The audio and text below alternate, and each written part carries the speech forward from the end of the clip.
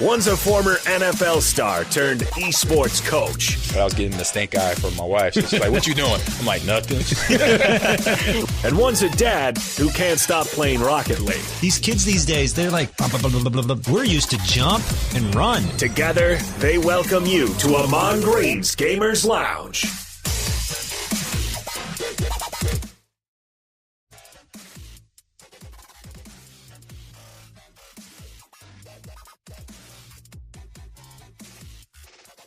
As of this, I know Akido was putting in his microphone. So, how you doing? It's Ahman Green. Welcome to Ahman Green's Gaming Lounge. I'll do that again. And this ultimate destination for all things gaming, hosted by myself and my man Akido Chinaru in the house today.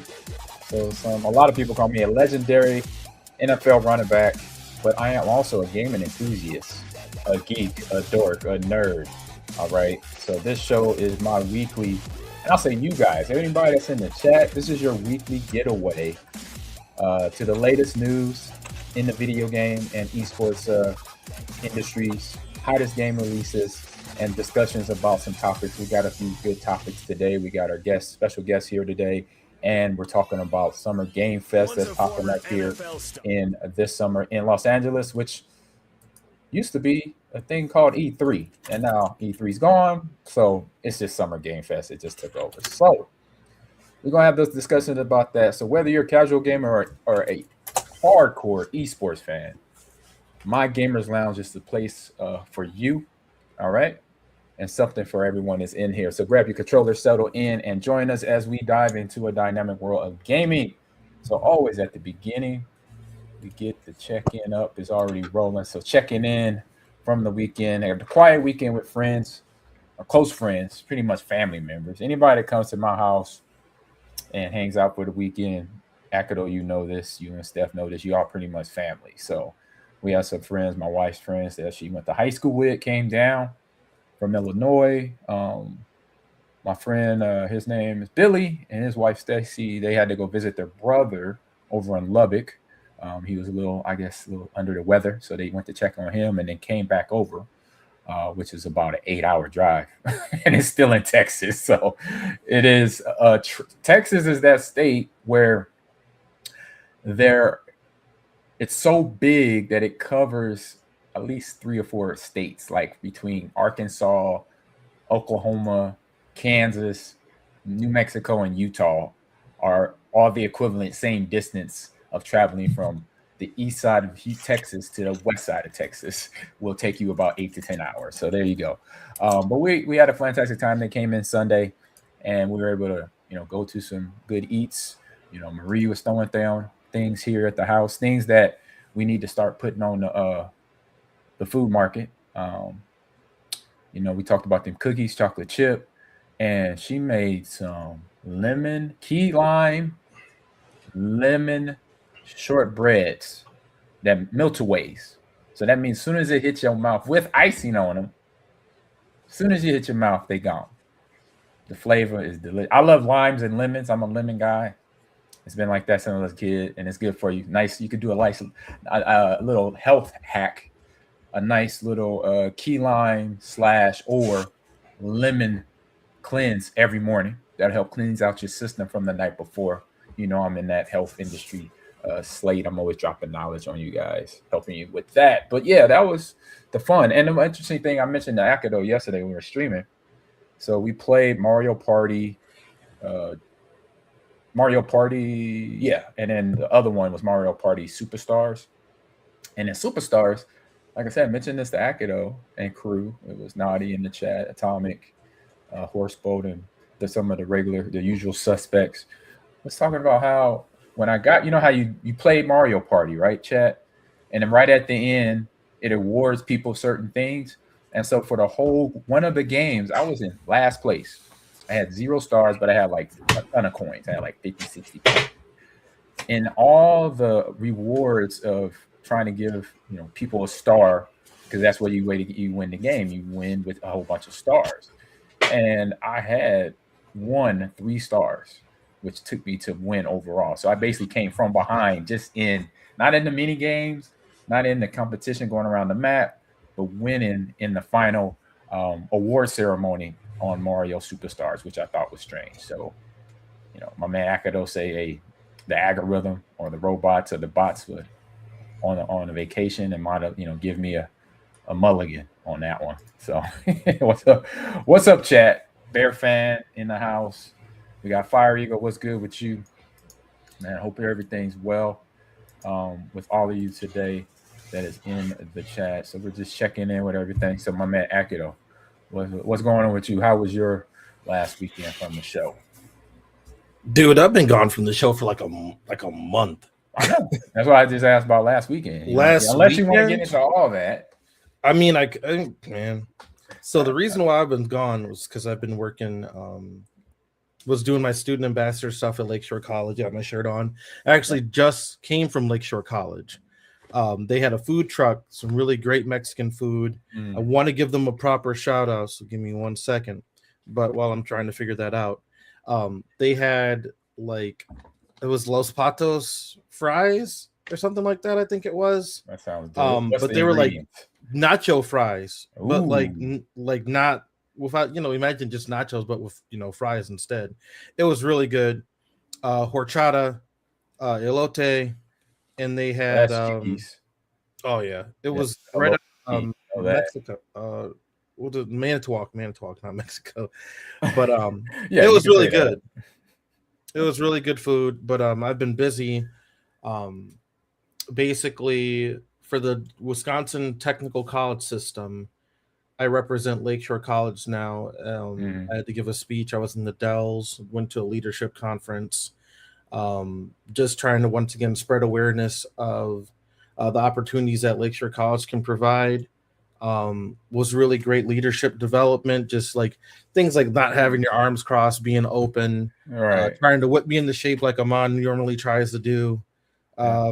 But we're gonna work on that. We already know that this summer we're gonna be doing this and be on a lot of YouTubing in the morning, early boot camps, physical training. Don't get scared with the word boot camp. Don't get scared. I'm nice. I'll take it easy. First generation. All right. Unlike you, don't take it easy in when we play Smash. So Smash Brothers. So I'm gonna take it easy though. I took it easy. When we were playing with Marie and whatever else, I took it easy. We eased you into like Mario Party. We eased you into other things like you already knew, but like just the other bit, like right. But basically, that I've been doing that. Been being a parent, doing the parent thing, right. Some gaming here and there, and just trying to reset. Like, oh man, like after all of that was it. Yeah, like in school. Yeah, like the end of the school year. It's just like anything else. It doesn't matter how old you are. It hits where you have those feelings of. I learned how to conquer those feelings of I'm ready to get the hell up out of here. Excuse my language, And when you don't do that, you get anxious. You're like, man, I want to get. You're not even thinking about school when it's school left, unless, and especially your position, you got all the work done. Like you said, you were ahead of the game. You went ahead, and I would do that a lot too. Yeah. And so that sometimes gets you anxious, like, oh man, I want to relax, I want to chill, I want to do my own thing. But obviously, it's that little grind.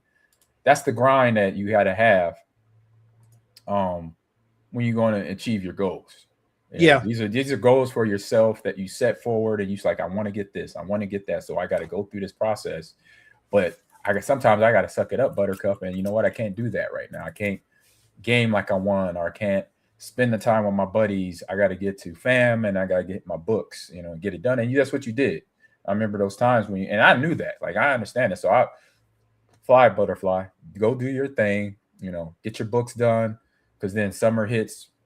You're free to go. You got a little bit extra time on your hand, and between gaming, Right. We got pros versus Joes that we'll be having throughout the summer, and I'll talk about that a little later on the show.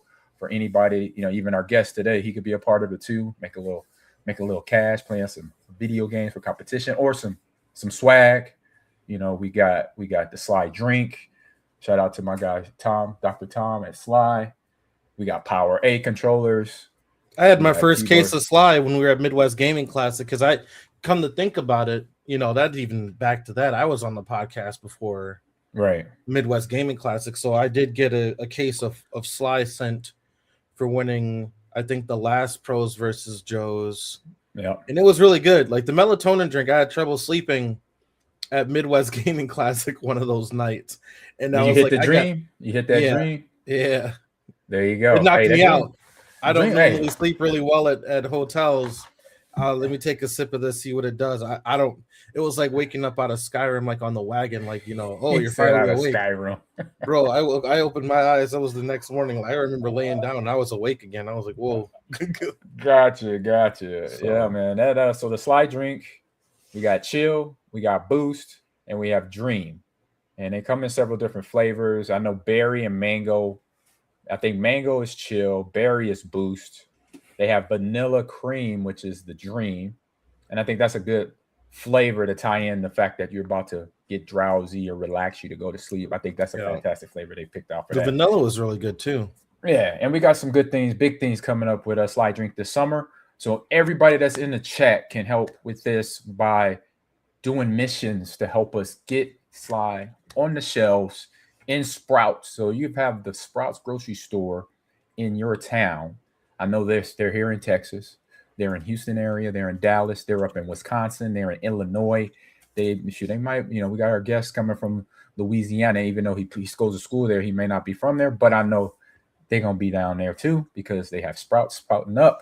So we try and get that product on the shelves as a mainstay. So that means every time you go to Sprouts, you could go get your favorite drink, and it's healthy for you. Has good, healthy ingredients and minerals. That's how I roll. Since I played in the NFL, I was always about my body. My body was my office. I like to keep it clean, inside and out. Take care of my organs, my lungs, my heart, my kidneys, spleen, whatever, by eating right, getting rest, dealing with stress, managing life, because I was a dad, I was a husband, I was a player and commentator from time to time, doing a ton of interviews during my career. And so had to manage all that. And so that's a part of life. And if you're a professional athlete, and not much different when you're a parent, right? You got to go to work, you got to go to school, you got to pay bills, you got to go grocery store, whatever. So knowing that you got one thing in your life that's working, you got a product that you like in front of you, and it's healthy and it's not shooting you nothing that's going to help be detrimental to your inside of your body. That's why I promote it. Sly Drink. So we got some good things coming up this summer that we'll have a little, like I said, fun things for the fans out there in the chat. You can win to help us grow our product or drink, which is phenomenal. They taste great.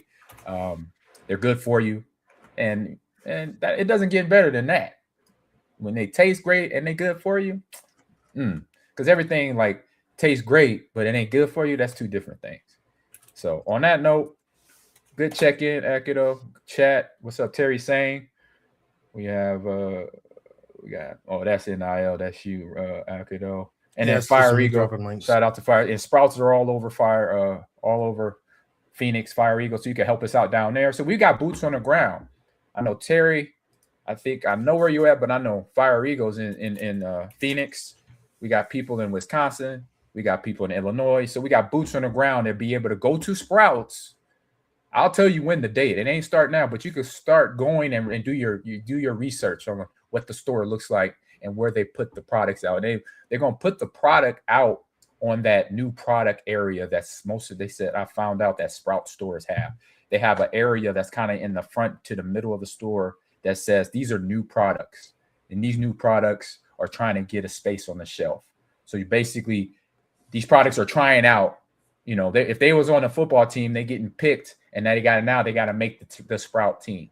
So you got to look at it as that. They try to make the full roster. They trying to be the starter that's going to be on the shelf next to the other sports drinks in Sprouts. So help us do this. Come this summer, I'll give you guys the start time, but you can start working on ideas. If you got ideas for me, throw them my way on how to promote or talk more about it to get the word out. Let us know here. Hit Akido in the Discord or hit me in the Discord to let us know. So on that note, we're going to get to our special guest, fantastic kid here.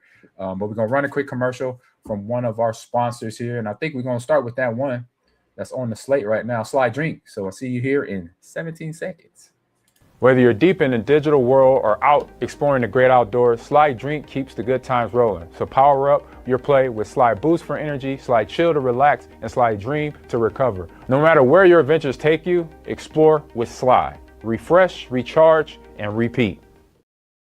All right, like I mentioned, man, we got a fantastic young man that has done some great things here in the last couple of weeks. So Kobe Robinson, he is the ECAC 2026 EA College Football National Champion out of Southern University, man. How you doing, Kobe?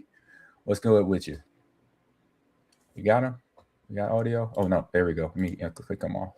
You're unmute your mic, Kobe, real quick, if he's still there. He should be. I can't touch it. It's not letting me unmute him. All right. He might have stepped away to the bathroom or something. We'll see. So I'll wait. Let me check him in the chat here. All right, let us know when you're back. Let me see that. Let us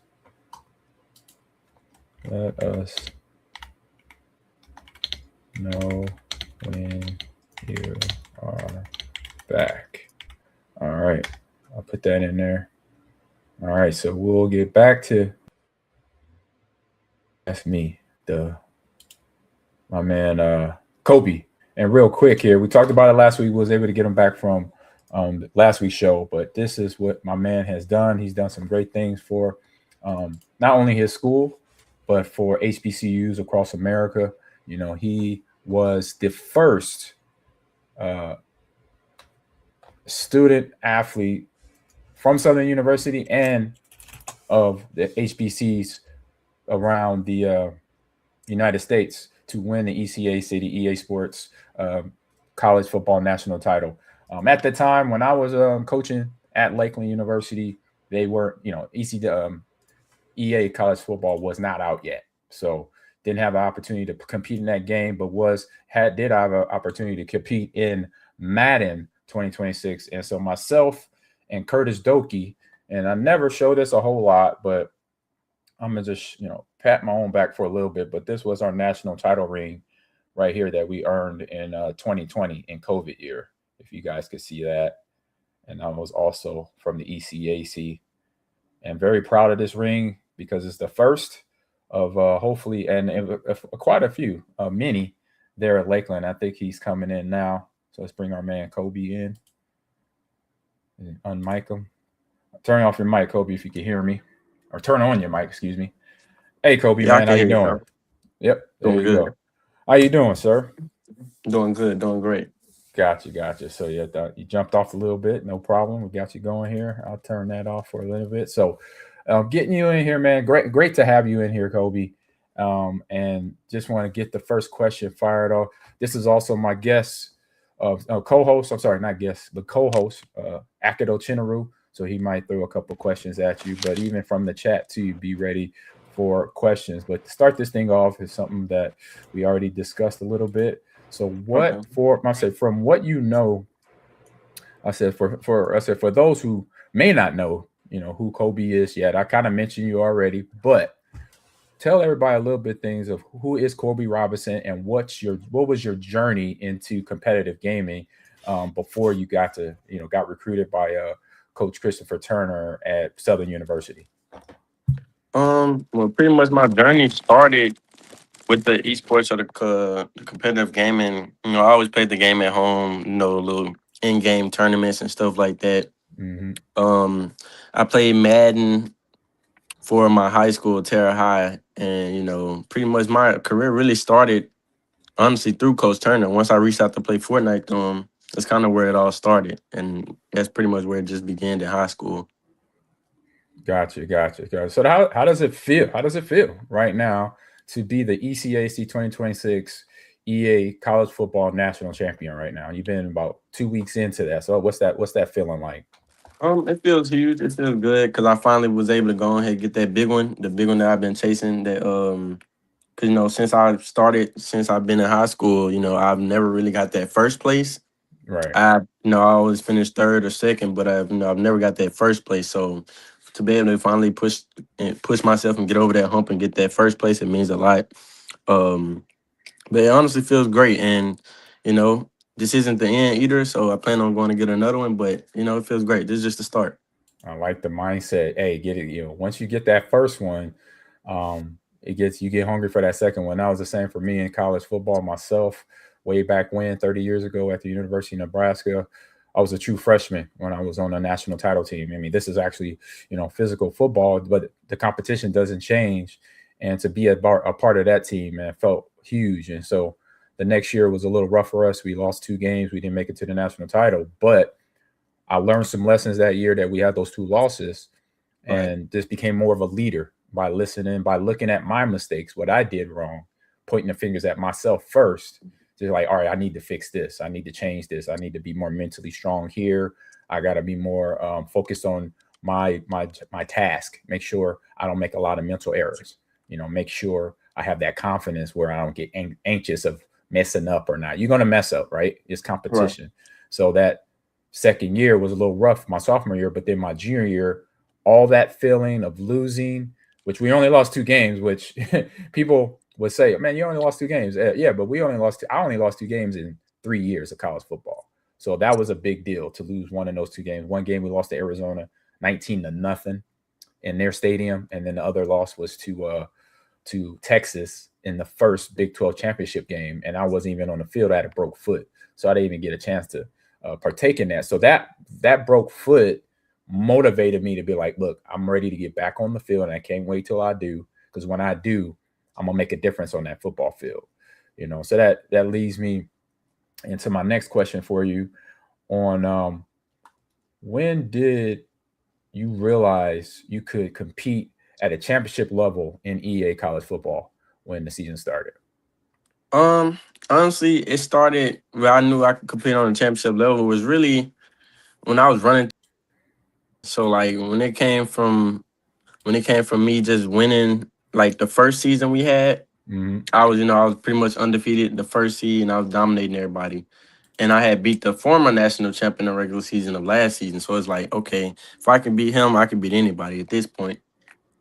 So when I had lost the first season that we joined ECAC, when I had lost in the playoffs, that was my first loss all season. I lost in the playoffs. I was like, man, like it wasn't on me, but I started just saying like, you know what, maybe it is on me because I put myself in a predicament to be dependent on the game to win the game. Right. So ever since then, I make it where it's like, don't ever put yourself in a situation where you have to depend on the game to win the game, because you'll never know what a referee will do, or like for it to be the game instance, you'll never know how many times you'll fumble.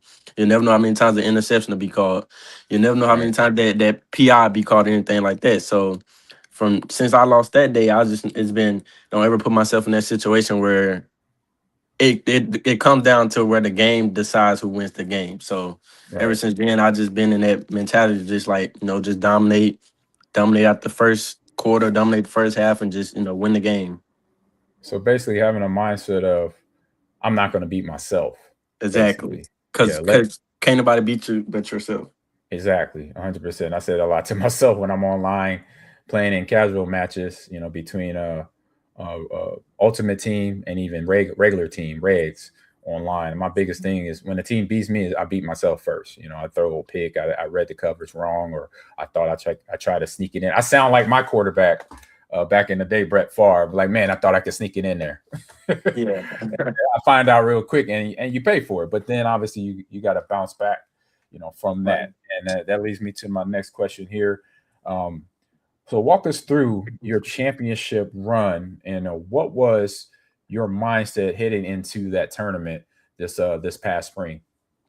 Like I said, it was pretty much all right, I need to go ahead and get back and go win because I lost that first season off fumbles, and it's like, yeah, I was like, yeah, I'm gonna mark my words. This ain't gonna never happen again. So Right. going into the season, didn't lose to nobody, but the guy that won it, the back-to-back national champ, I lost him in the regular season this time around. So I'm like, yeah, nobody will ever beat me 2 times in a row again. So come to the playoffs, I'm like, okay, I pretty much already knew who was gonna end up winning because he had the easier side of the bracket to make it to the finals, and I had all the comp or whatever. But like I said, I've been dominating all season again. Like, just ain't nobody gonna keep up with me, and has always been my mindset. So. I love it. So when it comes to the championship game, I did more labbing than I normally do. I did more research and did more practice and stuff like that. So Right. when it came down to the actual championship game, championship day, the goal was to, even if it get harder, even if something doesn't go your way, don't switch up from what you play or don't switch up how you practice, because like it eventually is going to start working. So Right. just cause you throw one interception, that means don't pass the ball again. No, just cause they stopping the run, don't run it again. No, just stick to what you know. So it's pretty much what I did. That's pretty much what I did, and I pretty much dominated him the whole championship game. Like, of course, they tried to cheat me in there, but I mean, it's a little rule, I guess, that I didn't know. But yeah, I had dominated him the whole championship, so I really wasn't worried about having to go a game 5. But really, I Right. should have beat him in 3. Right. What was that? What was that rule? Because I know that some tournaments you forget about rules because you get into the gameplay. It was something about a field goal block glitch or something like that. But I'm like, how is this a glitch if it's the play in the game, like the actual field goal block play? So it's like, yeah, I mean, I guess, but I was already up like 20 on them. So I'm like, y'all really gonna give them the game and this and that. I'm like, you know what? It's cool. Like, I'm gonna play them again. I'm gonna just do what I did to them the rest of the games. I'm just dominate them. And that's what I did. Yeah. So how was how did that affect you right there? That little tidbit thing, because sometimes those little things become thorns in the side. How was you able to I say turn the page on that? It honestly didn't. It, like, usually when stuff like that happens to me, it actually turns me up more. It actually makes me eager. It makes me more hungry to win. It makes me more just ready to dominate. So when things like that happen, I just show like, okay, now y'all just turn me up, because like I was going easy, I was going regular, but now he has no chance of beating me at all. Gotcha. Akido, you got any questions for my young man here? Oh, I always got questions. Oh yeah, what's up? So, first of all, congratulations. I can't hear. I think you muted. Am I muted? I can hear him. I can't hear him. I need to refresh. Maybe refresh. Okay, Kobe. hold on. I'm gonna refresh right quick. Okay. Otherwise, I can just post them to you, Ahman. I'll just put them in the Discord. If not, or I could ask him because he is. That's what I was gonna say. Yeah. 1 second. You putting them in the Discord? I'll put them on the side here. Okay, cool. Keep the show running. Yes, indeed. We know how to do this. It'll pop back in. That's 1, 2. Yeah. Oh, there you go. Yeah, he's popped back in. Hello? Yeah, I can hear him now. Okay, you hear him? All right, Brett. Well, I'll post them. I'll still keep posting them in here anyway. But my first question was, what advice would you give to people looking into esports for the first time? And before that, I said, congratulations on the championship. Thank you. Any advice? What advice I would give? Honestly, just stick to what you know and like just keep practicing. Like, it's the mental side of the esports stuff definitely plays a big part. So I would say don't let it really affect your mental as much, and like definitely stay composed as much as you can. But that's really it. Just practice, because you're really not gonna be able to get better or just succeed by not practicing. And another thing is when you practice, like try to play people that's better than you. Try to play people that you know you're gonna lose to, because you're not gonna get better by playing anybody that you know you're gonna beat, or you're gonna have fun versus. Like simple as that. Like you can have your fun matches, you can have your cool little your casual games, but honestly, if you're having fun, you're not getting better, and that's just one way I look at it. Because like you can't get better by playing somebody you know you're gonna beat, and that's that. I like that one. And Akado knows where I'm going with this one. Oh, How many times I said that to you, homie? More times than I'd like to count. Kobe, in every game we play Call of Duty, we play Tekken, we play Street Fighter, we play a little Madden, and I'm like, let's go ranked. Everybody don't. They were like, no. I'm like, let's do it. What? We're gonna find out where we stand, even if we get our butts kicked. It's okay. Yeah, that's what you want. That's what you want. It's okay to lose. It's okay to lose. Yeah. Everybody gonna lose, but it's about how you use that loss and get better from it. Yeah. So those tie into all the other questions I was going to ask too. Ahman preaches me that on a daily. You and him are of a very alike athlete mindset. So there's two things. So when you do lose, what do? That was one of the other questions later on. Awesome. When you take an L, how do you handle that? Right there. Great question. One of the things when I lose, like I kind of said earlier, when I lose, it kind of be mostly because I was either doing something that I normally don't do, or just gambling, or just in my head. But when I do lose, I'll end up going back and watching. Okay, where did I mess up? What did I do? So I don't end up doing it again. So like I record all my games so I can go back and watch. All right, don't make this mistake, or be a little bit more patient right here to make this read and stuff like that. Because like I said, it's okay to lose. You're gonna lose. If you end up losing, you just know, okay, now that's a way you can improve, because you know what mistakes you can make, and the mistakes that you made. So that's what I'm saying. Like every loss is not a bad loss, because if you just beating everybody, that means you're not playing nobody that's good enough to beat you, which is bad. So exactly, it's not making you better. Exactly. Right. It's not to make you better. Also, speaking of getting better, how many hours would you say you practice on college football a day? Honestly, y'all, not enough.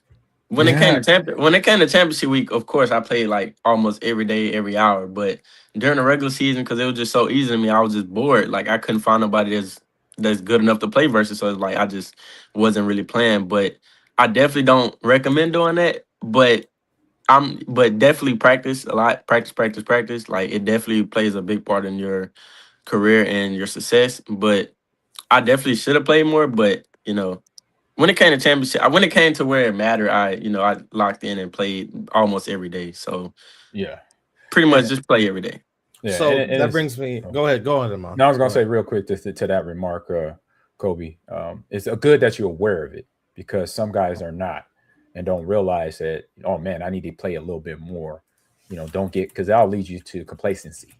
Yeah, my coaches. I'm good, and no, you're good, but you still got to keep working on it. Right, you got to keep improving. Yeah, my coaches on me all season about it. Just play more. It's like, man, it's boring. But yeah, you got to do it. You got to find something that's going to entertain you. So real quick, I'll let Akado get to his next question. But after this, what I used to do playing in the NFL, I would find one thing that was my weakest attribute about myself, about my game, and would work on it the entire offseason.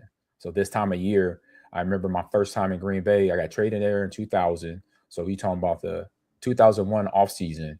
And I remember one of my coaches, my running back coach, mentioned to me that I needed to work on my route running just a little bit better. It wasn't bad, but it could get better. And so I'm like, okay, so be trying, working on my strength and conditioning and my flexibility and all that. I ran a lot of routes. So I started to break it down to where if it was a 5-yard slant route or a 5-yard drag route, I made sure it was 5 yards. I made sure my footwork was there. My foot was pointed, like down to the details, right? Down to the nitty gritty, where you're actually putting your foot in the ground with the big toe or the forefoot and planning and exploding to my left or right. Like I got that detailed with that one thing. And I did it every day for all the offseason. And then when the regular season came, my route running was one of the best things that got better and that improved. And then everything else was also still a par. My picking up the blitz, my run after contact, yak yardage, all that stuff was still top of the league or top for myself, to make sure that, and I had that one extra, quality that weakness that got better, with running routes and catching the ball. Right. Akido, what you got? I'm always got stuff. No, that was really good. That's crazy though. Your attention to detail and all the work that it takes, to put in to be the best. Right. Like you guys were saying. Backtracking just a little bit. When you were bored, like, did you play any other games? Like, Yeah, I was good kind of when I was bored. I kind of stuck to games like 2K, Madden. Might throw a little Fortnite in there, but yeah, I definitely play other games. Are those other games like anything you would, you feel you'd take to a competitive level? Oh yeah, because college football not the only game I play competitive, but my coach wanted me to go ahead and win that big one, so I kind of stuck to only college football competitively till I won that big one. So I finally got that big one. So next season I'll be playing college football, Madden, hopefully 2K as well. Try to win 3 in a row. Spanning the horizons. I like it. There's only one more I got for you, and then I'll probably be done. But save that one. Because I got a few questions here. So save that one. We'll come back to you, Akido. So when you talk about that gameplay, so Kobe, what team or / playbook, because that happens in EA, college football and Madden, where you could pick playbooks, you could switch teams and play playbooks. Did you rely? He said, what team playbook did you rely most on during your championship run, and why? What was the reason why you picked the playbook you rolled with? So the whole season up to the championship game, I was running Alabama offensive playbook because there was just a few plays I liked in there. But then, when it came down to that championship week, I got the labbing with a lot of people and just practicing. I was able to switch playbooks. I'm like, okay, yeah, this playbook got way more. I could have been dominating easier and stuff like that. So I had switched to UAB's offensive playbook for the championship game. Oh wow! And I switched it up, and I was able to dominate even more. So it's like the whole time I could have been dominating. I've been dominating the whole season, but now I just dominate the back-to-back national champ. Right. So this just shows you, like, honestly, who gonna keep up? If I just practice and play, who gonna keep up? Correct. And then with the defensive playbook, I was using 3-3-5 tight on college football. I kind of stick with that because I kind of run a lot of. I try not to run a lot of linebacker heavy plays so my people can keep up on offense with like running backs and receivers. So I kind of run like a lot of dime or nickel.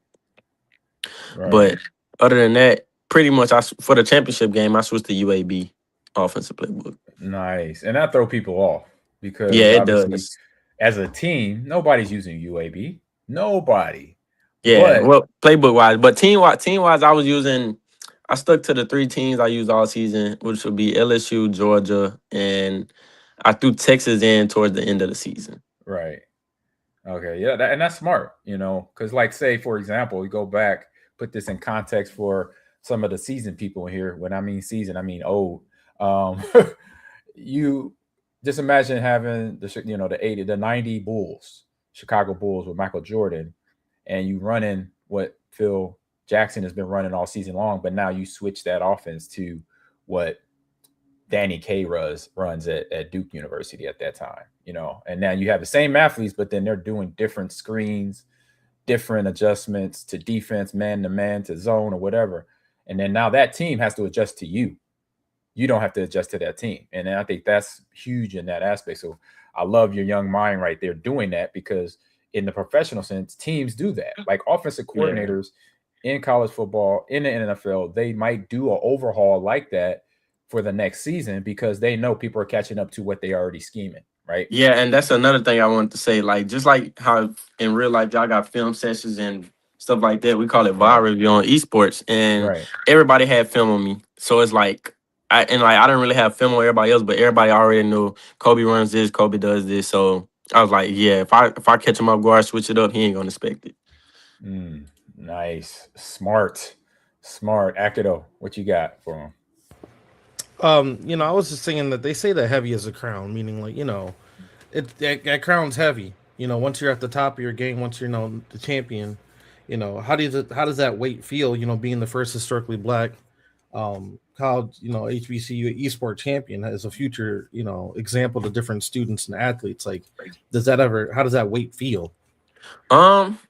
It's good weight. Like I said, just because I have a target on my back doesn't stop me. My mindset's still gonna be can't nobody stop me, can't nobody beat me. So anybody like the challenge, they can. I will always, I'm not gonna back away from no challenge. So the weight, I feel the same still. Honestly, like I'm a champ, but what that mean? Like I mean, it means a lot, but like that don't mean I'm finna back down from any challenge or play like I'm not a champ. Cause I'm always play like I'm the top. I'm always play like I'm the top dog. Just cause in my mind, can't nobody beat me, and that's that. Nice. All right. You gotta have it. Gotta have that mindset. So what does this is a big one right here. Good question here. What does it mean to represent Southern University on the National Shadow esports stage? What's that feel like? It feels good to be able to represent them because, like I said, I did choose Southern University as a school to attend to because of esports. So to be able to represent them, because to be able to go there and represent them because that's why I chose the school, it feels great because Mhm. academically, I could have chose elsewhere to go, but since Southern had the esports, now I wanted to stay on the coach Turner and help build the program. It's like now I don't actually represent it and got that big win. So now hopefully we get the support that we deserve and stuff like that through Southern. But yeah, it feels good to represent them and be able to just hold that crown of the first ever Right. because that's a big accomplishment. So Yeah, it that's a feels big deal. good. Yeah, it's a big deal. When Yeah, no one can take that from you for sure. can't Yeah, take it from you. When they bring it up a couple years from now, they'll be saying, "Hey, Kobe Robinson did this. He was the first." And they can mention it out of other schools, and that'll be their motivation. To get there yeah. because what you done. So good. This good work there. A couple questions here to wrap it up. Here, some easy ones coming at you. So I say so on that. Being the first in that area, here's this question: is do you think more people are starting to recognize how competitive HBCU esports programs are really, or really are? Oh, most definitely. Cause of course, once everybody starts seeing Southern actually posting the championship run, they was like, "Oh man, we didn't even know we had a gamer room at Southern. We didn't even know we had an esports lab. We didn't even know we had an esports team." Like, so it's definitely getting the And that's just recognition the students on that it deserves. campus, That just right? yeah, that's just the students on campus. So it's like it's definitely starting to get the attention that it should have had. Mm-hmm. But like I said, I'm glad I'm able to get that push and be able to make it have the attention that it deserves because now everybody's going to hopefully start supporting and watching and wanting to do this and realizing, oh man, maybe gaming not that bad if I'm actually good at it, so why not try to do it? And because we like a lot of gamers to come up there and try to compete and be on the team and stuff like that. Yeah, So it actually, yeah, I feel like, yeah, man, a lot of people should definitely start looking into it more.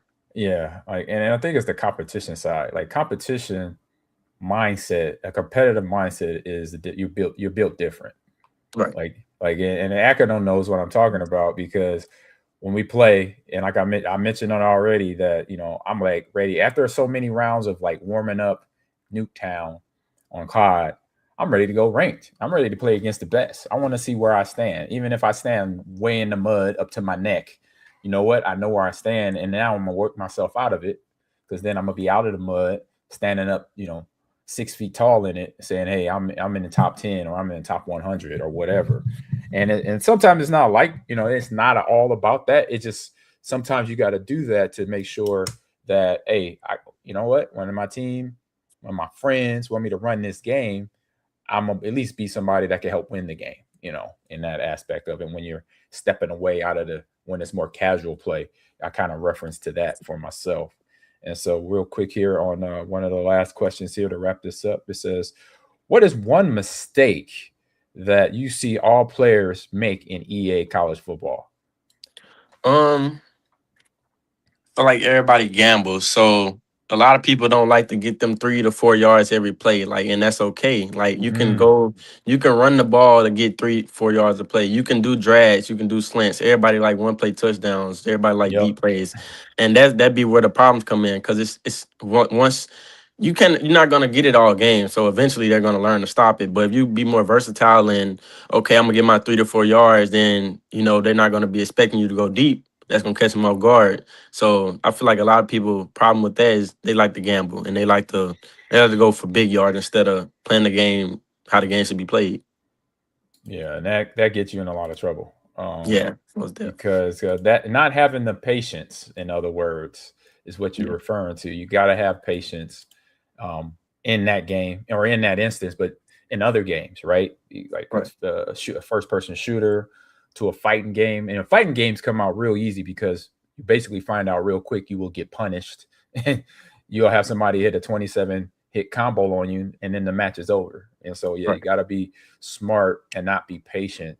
You got to be smart with patience. Excuse me. You got to be smart and have patience because obviously there's no quick fast track. Become a winner. You got to learn all the little details that we've hit on in this interview so far. So, right at the end here, so I want to wrap this up. Got some rapid fire for you. So some easy questions. Nothing that's going to throw you off.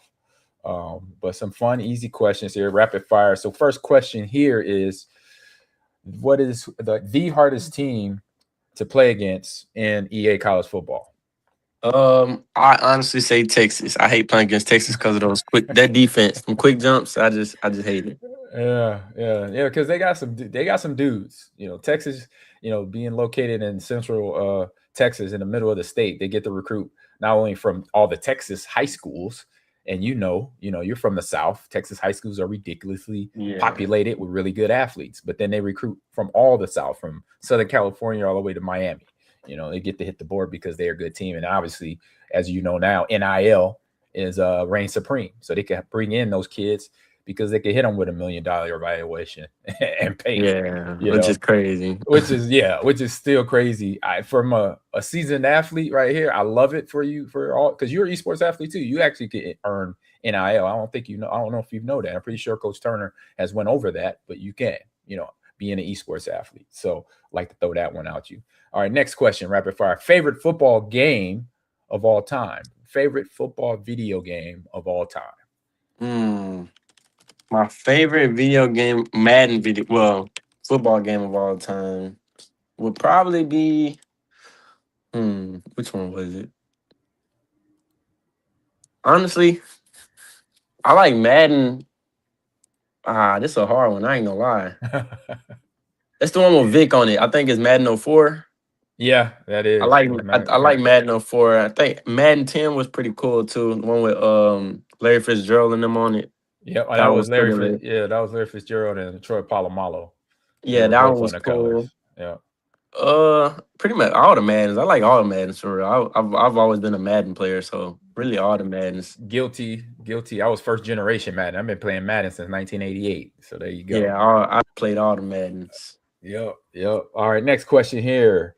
One player rating in a game that's completely broken in even Madden or college football. I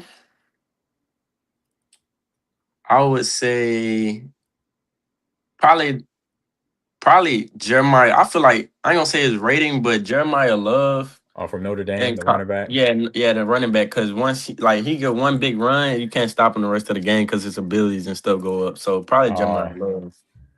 Gotcha. All right, next one up. We got best gaming snack when you're gaming, when you're playing in a tournament or maybe at home.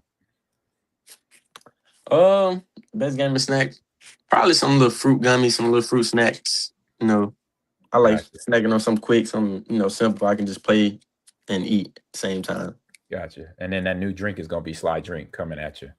All right, we're gonna have that on the list as well. Most definitely. All right, favorite football player growing up in the NFL. Honestly, I never really had a favorite football player, but my favorite team would be the Seahawks. I'm more like it's kind of switched for me because like I have a favorite basketball player but no favorite basketball team, but I got a favorite football team but no favorite player. Gotcha. Who's your favorite basketball player? Kevin Durant. KD. Oh yeah.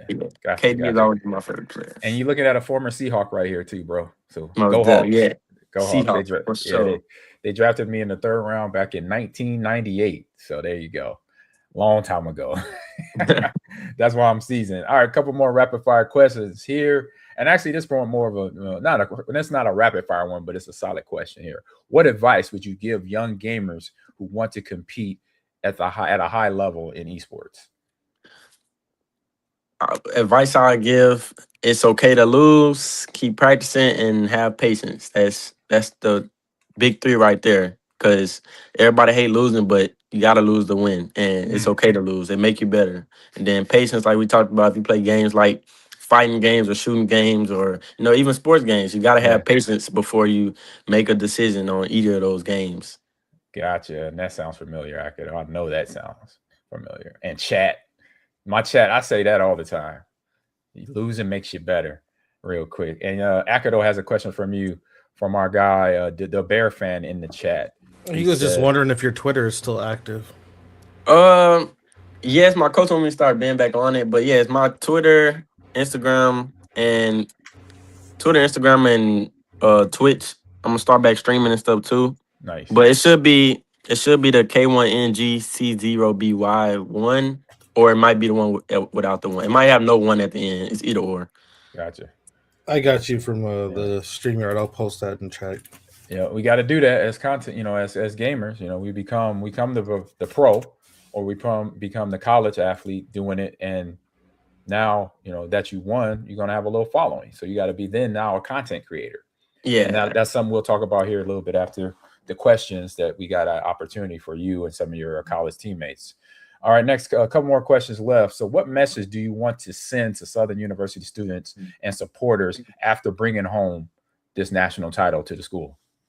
A message I want to send is we just need all the support for real. Like, we just want you guys to keep supporting, even if it's not financially, just supporting, just show that you are in school spirit, and just keep watching, just support for real. That's all we show up. Just show up. Yeah. And I'm pretty sure they welcome me. I've been to the facility. I've been there on campus a couple years ago. Coach Turner gave me a tour.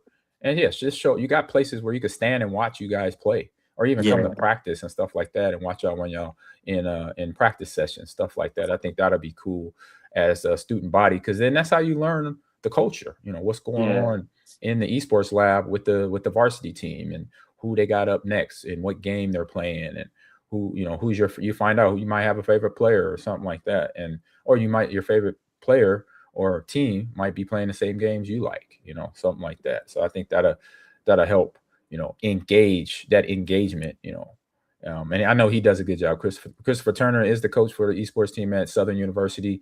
Great gentleman. Hung out with him several times. We met my first year at Lakeland online through another coach, Doc Haskell, who is the probably one of the most winningest coach in the esports level at Boise State, not Alabama, not Ohio State, not no big SEC school, up in Boise, big mountain country. There you go. He got a good program there, runs it fantastically. And I'm pretty sure, Chris, your teams have crossed paths with some of his teams. I have met him. I just met him at this conference we had went to in Texas, in Waco. I had finally met him, and we had a little talk. Yeah, so that was that, and that Waco set a record on how many college esports teams were there, which was phenomenal. So I love when that happens, because that means growth is happening for our space. Because I coach the fundamentals of esports at camps at summer camps I do with kids that are going to college. So I'm making sure the next generation comes in prepared, so they know what they got to face when they're at the high school and the college level. Because I saw that as a disparity when I started coaching at Lakeland, and then I went to Nebraska. It wasn't much there. They had a good program, so it wasn't much I had to add to it. They were already up to par with competition and competitive players. Just, some of the fundraising aspects of it had to help there, and that's what they're doing now really good, is fundraising for their program, stuff like that. Lakeland, I get that program started from the bottom up, and they're doing fantastically well right now. Shout out to Brett Sheldon and Ryan Tan at Nebraska. Those are the guys that took over after I left the program. And so, of course, the last question here: where can people follow you on your journey and support you, support your own content that you got out there? So where social handles, where are you at, buddy? You can catch me on Twitch, TikTok, or Twitter at K1NGC0BY. And then Instagram, you can catch me at 1KKobe._. All right, man. That's been fantastic. Interview with you. And hey, you got any questions for me on my man Akido before we jump off here? Not really. We kind of got to everything, you know. I Yeah. appreciate you guys for having me today, and you know, it's been a good one. Nice. You're welcome to stay, but it sounds like you might have to cut away, which is no problem. We'll get this. We keep the train rolling.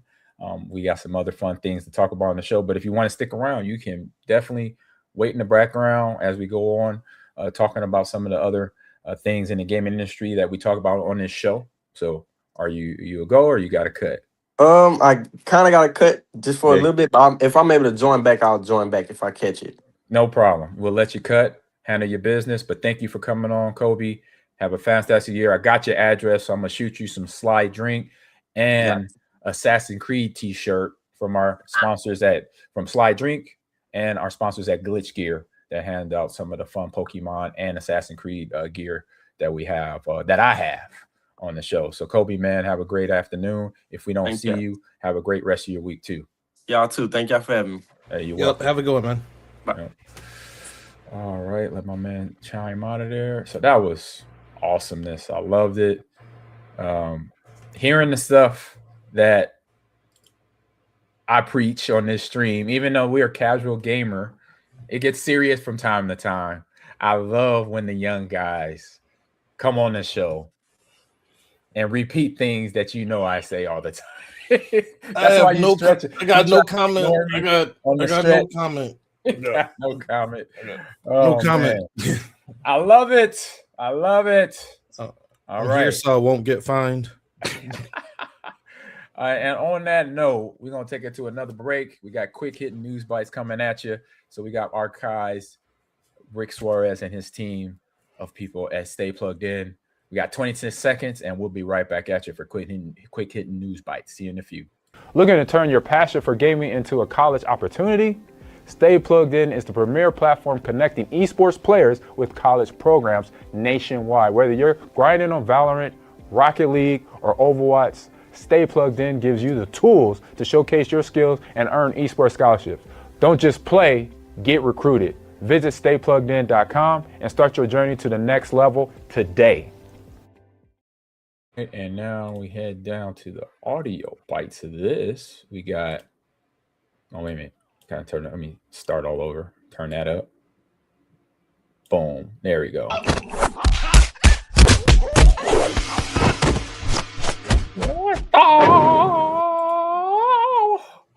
I like when he makes that face when he just jumped on somebody's chest and broke all the ribs and probably killed the guy. I just did that. Back up. So we got Summerfest coming at you. You like AG on that stuff. He's on that one. I'm hyped. I just had a great talk with a great young man over there, and Kobe Robinson at Southern doing his work. And now we're talking with another, I say seasoned man. He's been doing this for quite a while now. Jeff Lightly is announcing Summer Game Fest. And the sad part about Summer Game Fest, a lot of, I say, the young bucks, not so seasoned people may not realize that Summer Game Fest takes place in Los Angeles, California during the first week of June, between now and the first week of June. And years ago, and I'll say 5-6 years ago to be exact, E3 used to be going on around there. So that's where this is taking place. So E3 in California was the big extravaganza, the electronic entertainment expo was it. But now it's gone. So now it's just Summer Game Fest, which I believe Jeff Knightley has done a fantastic job of announcing games, AAA games to indie games out there. And in the article that we're going to talk about today in the Quick Hit News Bite is him right there on the top part, the 2026 summer showcase schedule of stuff coming down. So summer is basically right around the corner. So with that, we are excited. I say we're excited about it, bringing in another year of new video games in the gaming industry, and for the fans to be so delighted with all the games and showcases representing multiple genres of demographics, while revealed new titles, provide updates for all the known projects, perhaps some of the few surprises that will be out there. And I'm looking for some of the big caters to specify game taste, a background, and prefer absorbed every bit of news across multiple presentation. So we have it covered. And so starting tomorrow, so May 21st is going to be this game. I'll say this event on YouTube from 9 a.m. Pacific time, starting at 12 p.m. Eastern Standard Time. You have the 6-1 Indie Showcase. So in this show here, it would ask you many indie games. It'll ask how many games are from the 6-1 Indie Showcase we'll have. And the answer is yes, 61 games will be featured in just over 90 minutes. So which should satisfy even the most passionate indie game enthusiasts. So what are some indie games out there that we've played, or I know you played on your own, Akido? I know one is Among Us. That was a fun indie game way back when. And I remember it didn't hit when it came out. It hit back in 2020, my first year at Lakeland. And some of the kids, we would play it on a day when, right after practice, just kind of let everybody chill. And everybody, and coach was like, hey, some of the players like, coach, man, this game's been out like for 2 or 3 years. And I'm like, oh, it just, I didn't know about it, found about it. So it just got that indie, obviously, essence where not a lot of people know about it, but Doom is still a fun game. And then you don't have to pay a whole lot of money for it. I think no, that's not an indie game. I was looking at one of the games that are up on my shelf up there. I think Hollow Knight, Silk Song, and Hollow Knight I really want to play. Right. Mouse PI for Hire. Oh, I've heard of that one. Yeah, indie game. Yeah. So, and this was what E3 was. They would give indie games an area, a row, kind of like Comic-Con, where you have new artists or artist row, stuff like that. And now it's gone, and now it's all over Los Angeles in different venues, like the LA. I think the LA Convention Center still like opens up its doors. But it's other players like an amphitheater is not far away. Other movie theaters that shoot movies, but they open it up to the vendors, like this Warhammer Skull Showcase, which is going to be on YouTube. You can watch it on YouTube and Twitch. And it's going to be this is a yearly celebration of all things Warhammer. Celebrates its 10th edition, and the presentation will feature numerous reveals and updates for the multitude of announcements from the Warhammer games and in this pipeline there too. So that's on what day is that? That's on, does it say? Oh, that's still on the 21st. So that's tomorrow, Thursday, May 21st. And then going into next week, we have the French Direct. That's also, again, starting 9 p.m. Pacific, 12 p.m. Eastern time. Find that on YouTube and Twitch as well. And so I like this one. It says over 40 French-developed and French-speaking games will be spotlighted, including world premiere trailers, exclusive backplay footage, expect to see titles from publishers as Dear Villagers, Nikon, the Game Breakers, and Devolver Digital, which we know is a pretty big company there. They put out some pretty fun games, among others. So game sets to appear includes Heave Ho 2, Fading Echo, Nocturnal 2, and Silent Planet, LG of Dying World. Dang, that sounds like a deep game right there. Have you heard of any of those games, Akido, or chat? Man, it's one of those ones where I hear about a game that gets announced like 2 months ago and I forget about it, and then GTA 6 floods all the media, and then like, what game am I heard they were supposed to leak a trailer. No trailer, Right. We're waiting on that. We're waiting on that trailer for GTA 6, right? And we that's just a want the AAA. game. Just give us the game. Just give us the game. We're talking about a game. Not a indie game, but a game. Sometimes I feel like it's just better to pretend it doesn't exist. Right. So May 28th, we got Thinky Direct 2026. It's start time 10 a.m. Pacific, 1 p.m. Eastern time. You can watch it on YouTube and Twitch. And what this is a puzzle game. Fans enjoy the second annual broadcast of this that focuses squarely on cerebral and problem-solving games.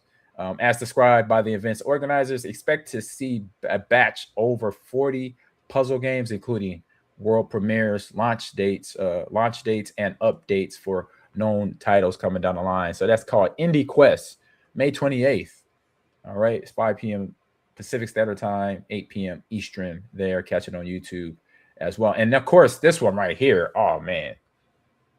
I'm in this one. I'm going to watch this one. I am a horror video game movie obsessed fan Shinado or whatever you want to add to it. So Midsummer Night's Scream. This is brought to you by a Horror Game Awards Showcase. So Midsummer Night's Scream. I'm in this. I'm definitely going to watch this one. So that one's 11 a.m. Pacific, 2 p.m. Eastern. It will be on YouTube. So it's the Horror Game Awards, which will present a summer case of all new and exciting horror titles on the horizon. So games that might not have been out for everybody to play, but for the organizers and the test crowd that can test these games have played them. I wonder what games they are. I wonder if there's going to be some like newer ones that's already hit, like Resident Evil, Requiem, Silent Hill, F, or anything like that. So that'll be interesting to know. So this says the over the 2-hour presentation promises a staggering 100 plus games. That's a lot. 100's a lot. So half of which we have world premiere trailers as well. So man, buckle in for that one, and I will. I'm definitely gonna buckle in. Why are you shaking your head, Akido? What? Come on. I'm happy, and I love that for you, bro.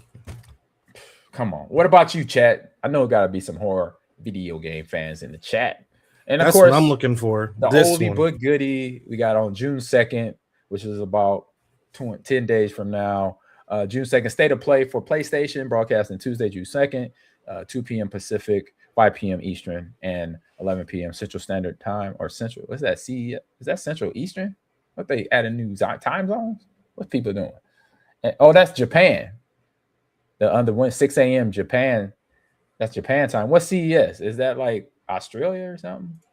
Or Canada? Is that Canadian Eastern? Is that what that is? CES. I've never Central European summertime. There we go. And this one has to be Japan Standard Time. That has to be J. It stands for Japan. Has to. Anyway, that's on June 3rd. But yeah, Akido's looking it up. It is. Yeah, Japan. I'm about to say, I know that. I'm a geography major, so a lot of people don't know that about me. Little note of little hack. What's the word? Easter egg. I got a major in geography, so I know where things are.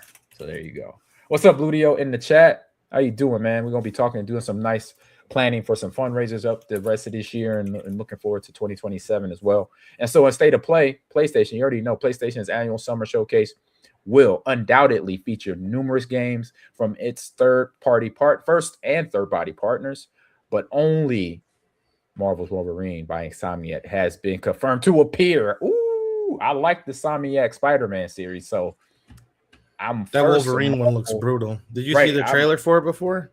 Yes, it's brutal. The fingers getting cut off and all that, because it means people just don't realize they're gonna F around and find out with Wolverine. All right, they don't. They just seem like, man, when you see a dude, first his hair is crazy. That the hairdo he always has, and then he got knives that comes out his hand. I'm like, hey, bro, either we gonna be homies or I'm out. I'm not messing with you. I like my body. I don't want to get it chopped off in any capacity.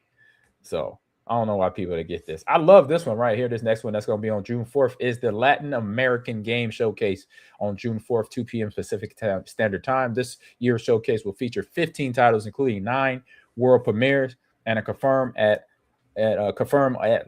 games such as Shadow Protocol, Colonel Hearts, Colorbound, Star Jewels of Night, and the War Chiapas, and the Tenebras Somnia.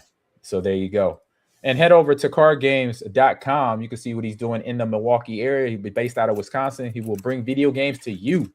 That's my guy, Ludio. Yes, he does. And some other fun titles here. We got Women League Games. I love this.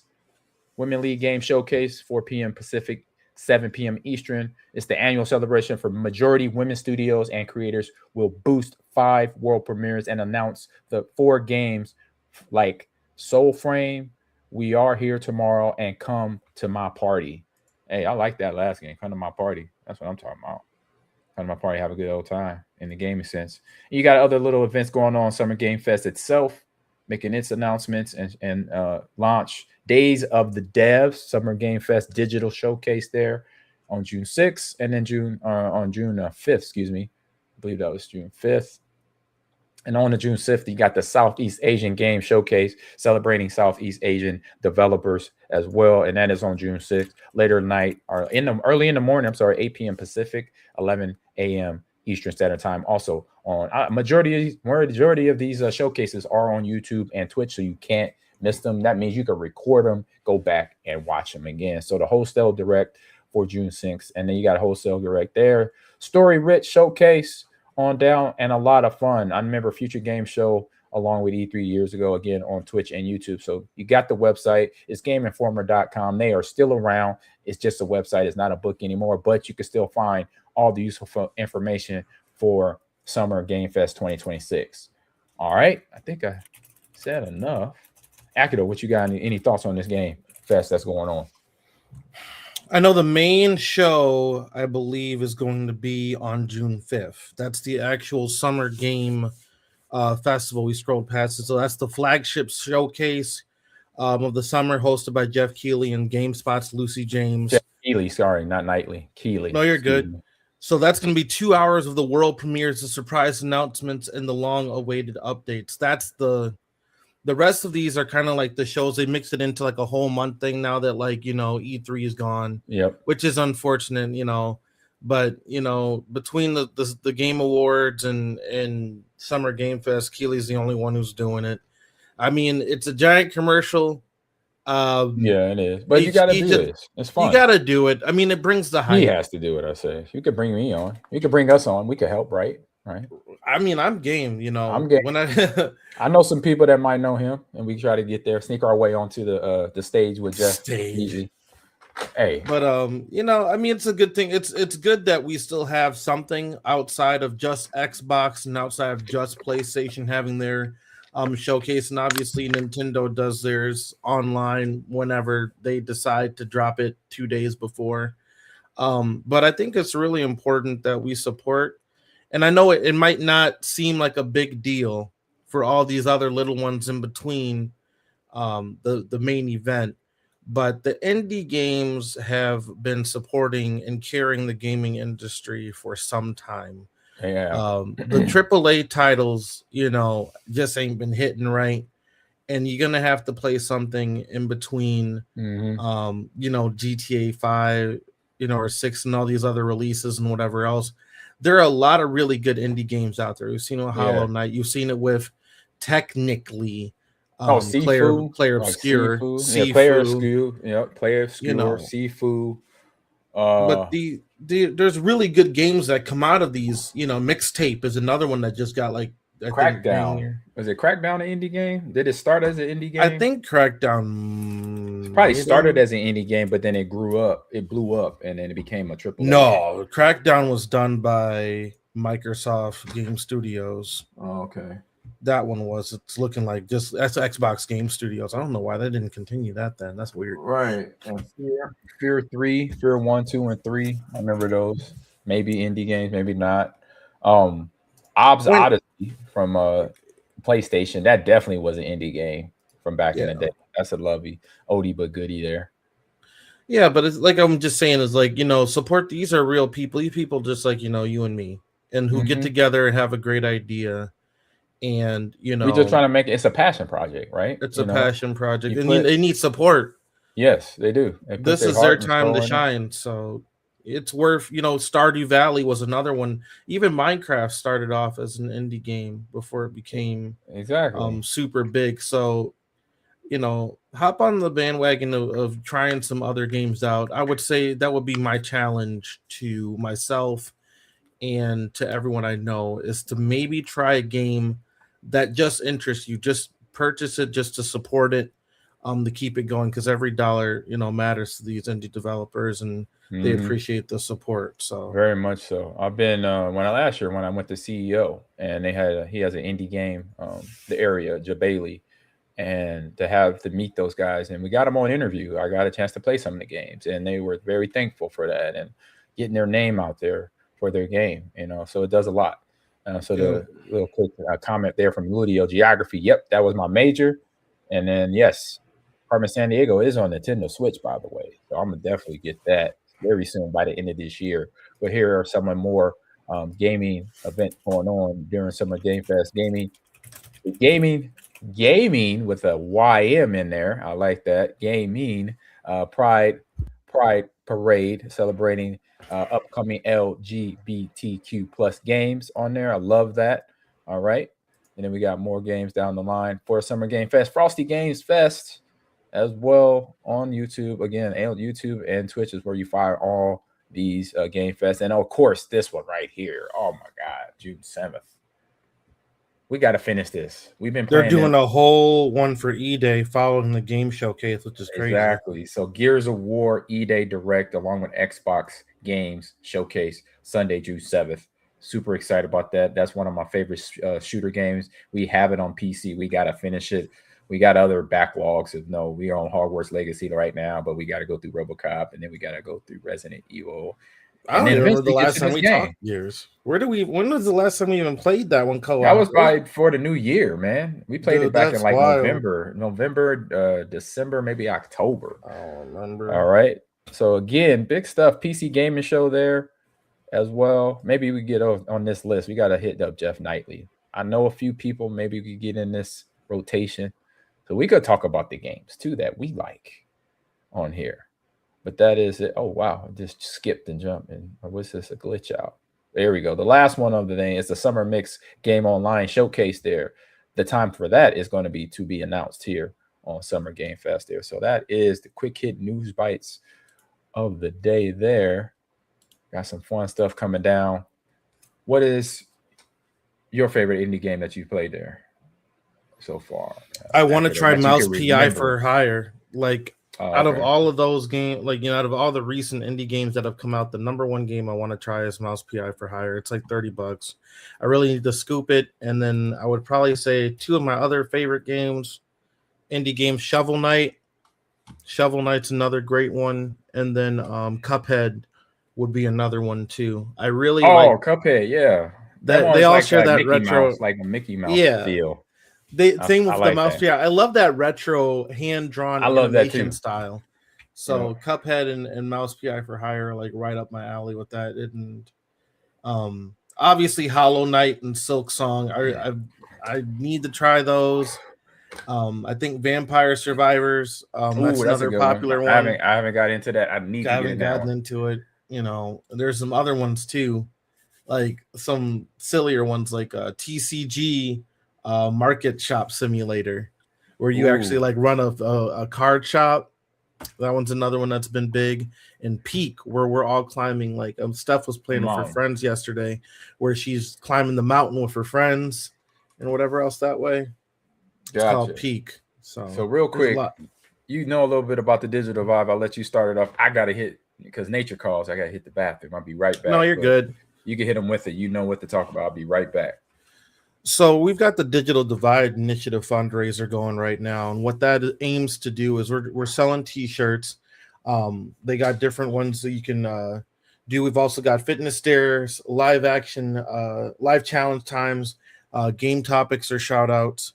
I'm going to go ahead and drop the link right here for you guys when we pull up the website.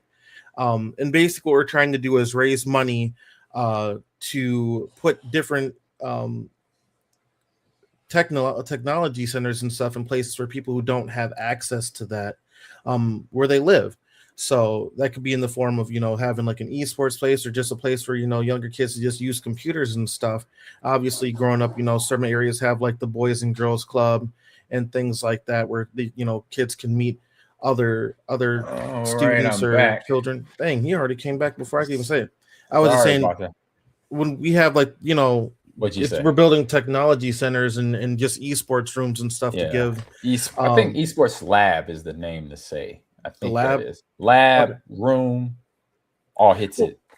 Just also so kids can just use computers, kind of like at the Boys and Girls Club. Some people might not have Boys and Girls Club near them where they can learn about technology and interact with other kids and stuff, and that's important to do. But then helping them also build the skills and stuff that they need, life skills, at these facilities. And we're just trying to use the Digital Divide Initiative to raise money for that. So you can buy the T-shirt, the fitness dares, game topic shout outs, and just different things you can do.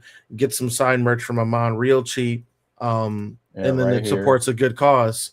You get that all-time leading rusher T-shirt right there. You get the same T-shirt in the collector's edition signed by me. And then in a legacy bundle, you get the T-shirt signed by me and a photo, a signed program. I have a few programs laying around from the back in the time and the day I was playing for the Packers. And then if you're going to donate again, you get a future discount. So that is the $100 legacy bundle, $55 collector's edition. And if you just want the T-shirt, there you go, $35 on the website. Get you here. So we got the DDI link in the chat already. So you should see it. We're growing. We grow it up. We've got a couple purchases this week here, and that goal, esports room don't cost nothing between, I say, bare minimum 20 grand. So once we hit those milestones of 20 and 30 and 40 grand, we'll start reaching out to places, or places can reach out to us and say, hey, I want to build an esports lab in our high school, or I want to build an esports lab in our rec center, our neighborhood. Reach out through the website here. I'll show you the website as well. That I have here. Here is my website, Ahman Green Foundation website. You can reach out to that website. Send me an email at info@theahmangreenfoundation.com is the email. If you want to donate, if you have a place that says that is screaming it needs an esports lab, for myself and my partnership with Stay Plugged In, Rick Suarez and his team, Justin Ellis is the teacher, the head manager, I'll say manager, teacher of curriculum through the program that I participate in the Players League that helps kids learn not only through gaming, but through the technology classes that they get to experience, like droning, like coding, like basic IT and other fun things that they have. Drone, like for one, droning. Let's just talk about droning. So droning is basically flying a remote control drone and learning, and you learn for legit flight skills. So you actually get a certification to become a pilot to drive, to control a drone. And drones have cameras on them. You could be in content creating using a drone. You can be in surveying. That means map making. That means building out communities or helping communities build things with a drone, because you got to survey the land and see what the land is like. Is it highland? Is it rough terrain? Is there a sinkhole over in that left southeast corner of 100 acres that we want to put a mall at? You could help do that just through learning the basic IT information in gaming that could lead you to a career and something you didn't even know was that could come at you. So you can head to the website, send me an email. Let me know if you have an esports lab that should be put up. We're looking at YMCAs. We're looking at boys and girls clubs. We're looking at high schools, middle schools, and elementary schools, family rec centers and communities on reservations around the United States to do all this. And we're giving you a little trinket, a t-shirt. It's not this t-shirt, this slide t-shirt, but it's that Ahman Green all-time leading Russian t-shirt that we had right here. That's the t-shirt right there. Get that t-shirt, add it to your collection, because we're going to be doing some other fundraising things here. Your foundation website just got a whole revamp. Yeah, we did. Yeah, that was my daughter. She helped us out. We got to log in and get the information on there that we need to make sure we keep it up to date for everything we're doing here. We're going to be doing tournaments with Ludio to get that fundraising effort up. And in the tournaments, you have the opportunity to buy that all-time leading running t-shirt, all-time leading rusher t-shirt. And so please do that. And you got other fun things. You don't even have to, if you don't want to do that, you got live challenge items. When you come into my stream, when I'm streaming tonight, later on, we're streaming Halo Wingman Wednesday. You could put a challenge up on the screen by donating $15 so I could be playing Halo, one of my favorite games, blindfolded for a few rounds. Or you could do a fitness there, make me do some push-ups. But I got to let you know, I love push-ups. I do them every day, all day, just so you know that. And then also in the final one here is you could pick the game or the topic of the conversation for Gamers Lounge. If you put a donation in $30 on this show, you could pick a topic and send that to us in the Discord that you got to join to do that and be in the chat to then be a part of the conversation for the topic you donated to the donation and being part of the chat and the stream at that time. So that is a Digital Vibe fundraiser. It is running and is running year round. It's never going to stop until we reach our goals of 20, 30, 45 $1,000, millions of dollars to build out these esports labs all over the United States. You know what I mean, Akido? No, I got you. I told you my drone license, right? Yeah, you told me. I got to get mine. It's so fun. I've done a little bit of messing around with the drones, so I know it does teach you like a lot of skills in aviation that you normally wouldn't think of, which is crazy. Right. Because normally you have to pay for the test, and it took me about 2 weeks to be like an online course. But like the different types of clouds, reading the oh my gosh, I'm drawing a blank on the type of map. Aviation maps, knowing about the different airspaces, like military traffic routes, and reading the it's like an actual like pilot's form of a pilot certificate. So you need to know the basics of you can't fly your drone in this area, having your remote ID broadcast, so that way it's being registered that it's in airspace, like what type of airspace is it in, what type of clouds are there, what clouds does that mean a storm's coming, reading the different types of I forget it's not the Kanaga, the pilot codes for when they have those strings that are sent over for like winds moving northeast at whatever, like then the so it's a number and not words. It's a little bit of both, but it's like a very short string of code, almost like not Morse code, but it's pilot code that like a brief string that they can send over, and you have to know exactly how to interpret that. Gotcha. That's pretty cool. It's known for the test, but it's good to know in general just for drone stuff, so you can kind of understand the importance of safety with it. Everyone thinks it's fun and stuff, but at the same time, like having eyes on the drones, at all times, like people think, oh, I can, whatever. If you have an FPV drone and, no one's watching it, you could still run into someone, or if it falls out of the sky, hit someone, like, what do you do? Stuff like that. Gotcha. That's pretty cool. Cool. All right. Add it up too. So now we're on to this week in esports history. So May 18th all the way to Friday, May 22nd, which is May 22nd is my mother's birthday. God rest her soul. And I will be able to have some fun on that day. She always liked to do fun things on her birthday. So I'm going to do something fun. I'm going to probably get something I'm going to talk about later in the show, get myself that, and go to her favorite restaurant, which was Red Lobster, and check that out. As me and my wife might do that on Friday. But in the esports space here, so this week marks several important esports milestones in competition, in competitive moments throughout 2026, and in major tournament breakthroughs, raising players and organizational success stories. And so momentum building events is shaping up the esports industry. So we're talking about numbers. So here on an article I found here on ESPN.com, it says there is a formula for stories like this one. Open with a stadium full of screaming fans. Zoom in on the contestants sweating from the intensity of competition. Then comes the incrediblest reveal that it isn't basketball, it isn't boxing, or even billiards. It's esports. So these and the athletes are headset wearing, energy drink guzzling, and that is Slide Drink, healthy energy drink guzzling.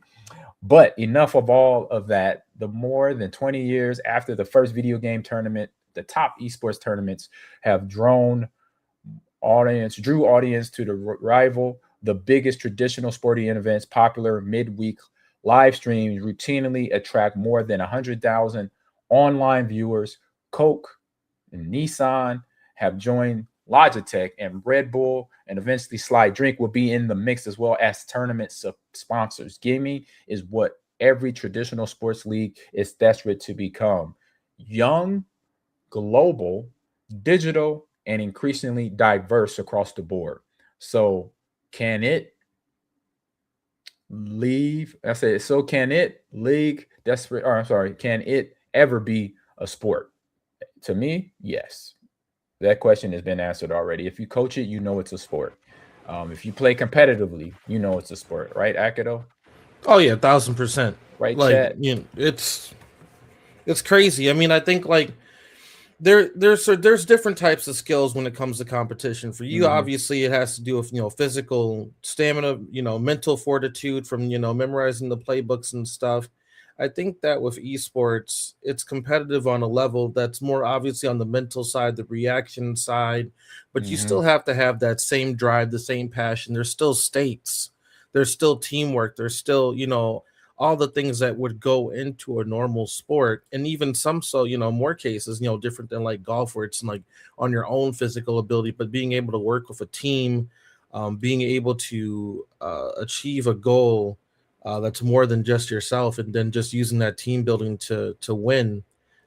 That's the essence of sports, and I think that arguably esports encompasses that a lot better, and a lot quicker, than even some traditional forms of sports.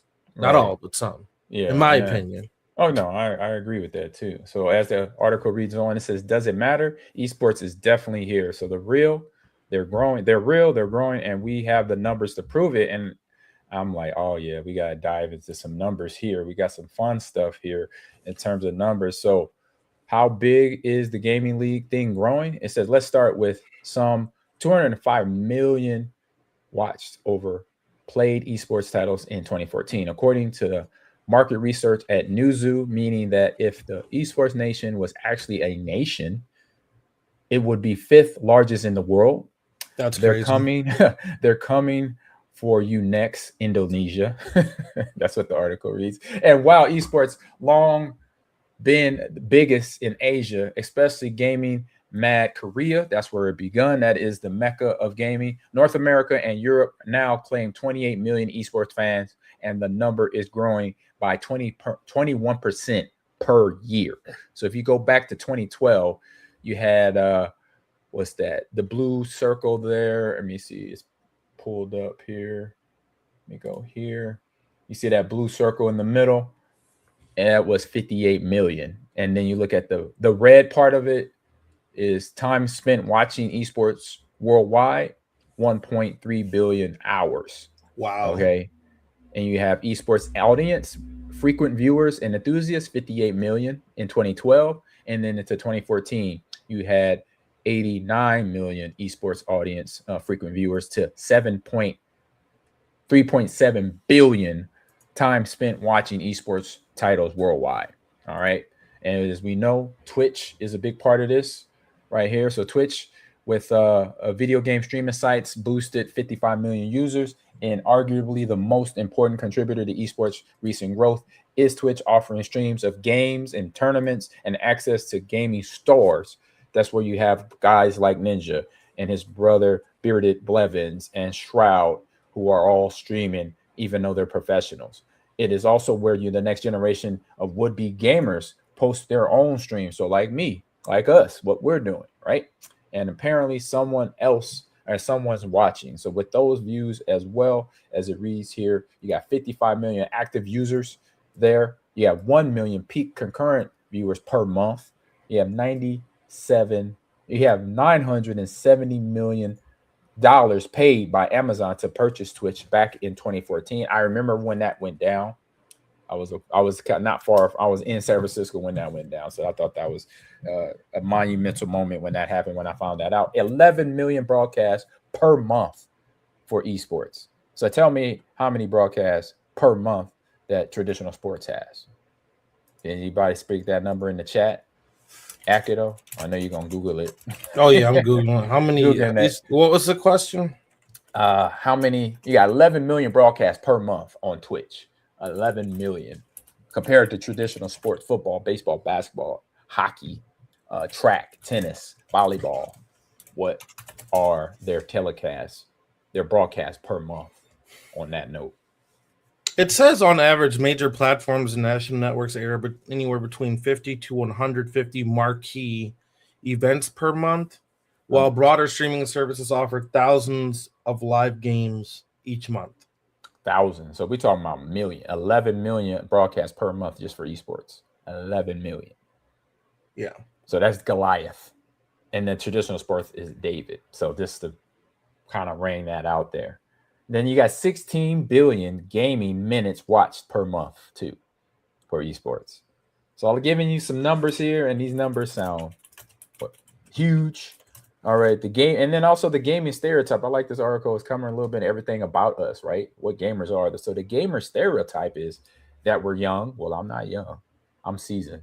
You're young. You're getting seasoned. All right. Yeah. Single. And that means no significant other, maybe one on the side, working on it. And then male, I would say majority is, but I think it's about 50-50 now. And living in some sort of basement. Nope, that's the stigma or stereotype. I guess stereotype and stigma are the same thing. But in actuality, according to New Zoo, more than half of American esports fans are fully employed. 40% of them are parents, and perhaps not surprisingly, 38% are women. Like I said, almost 50% are women. So 48, just round that thing up to 40, you're right there. Another study put it at 44%. So then round that up, 50%. So one part of the stereotype does ring true. Though esports fans tend to be young, just 28% and over 35 or 35, which of course is a selling point to advertisers looking to reach the next generation of consumers, which is the gamers itself. So demographics, I love an episode like this, giving people that numbers. I know Akido is a numbers person. I know you in the chat are numbers people as well. So demographics on esports fans in 2014. We had the male fans. You saw that's a little up in ages from 21 to 35 at 35%.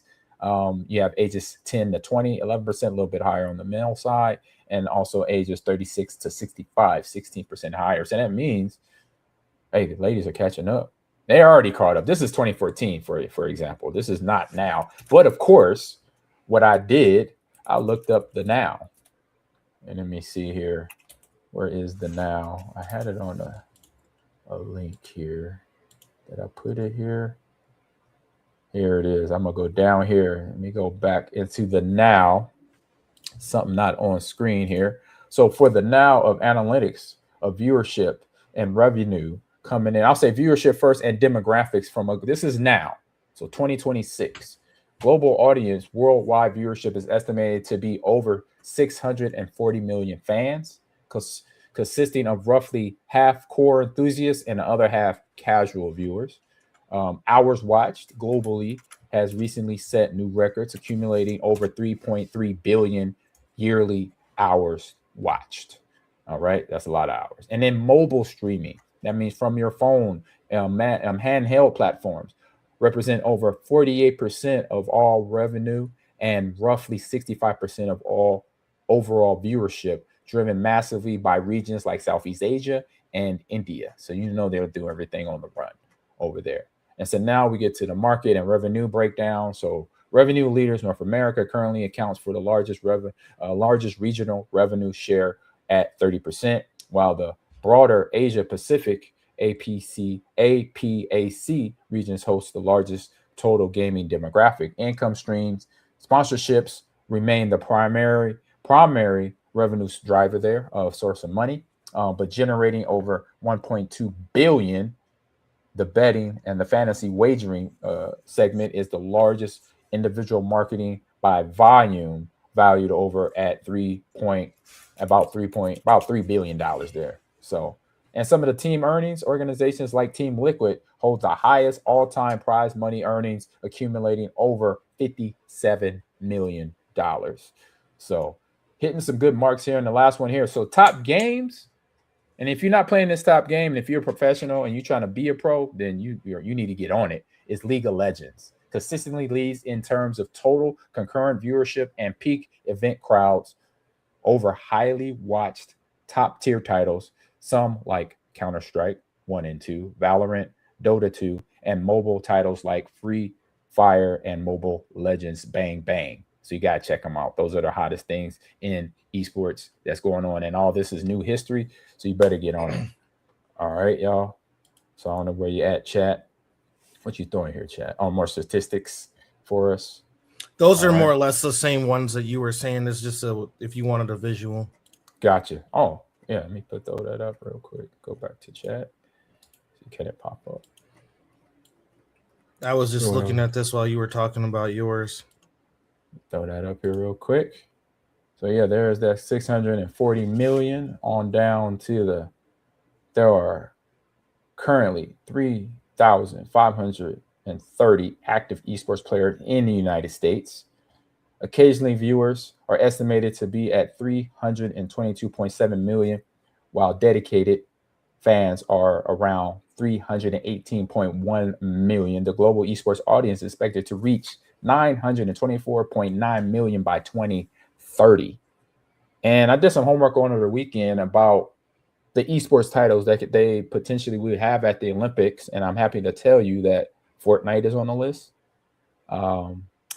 I believe Street Fighter is on the list, and Rocket League is on the list of some esports titles that will be at the 2028 Olympics. So here in about 2 years, we'll be pulling them on that in Los Angeles. So I'm super excited to know that the Olympic Committee is going down the right road for that standpoint in terms of having legit esports titles for our esports athletes that were participating in the Olympics come LA, be U.S.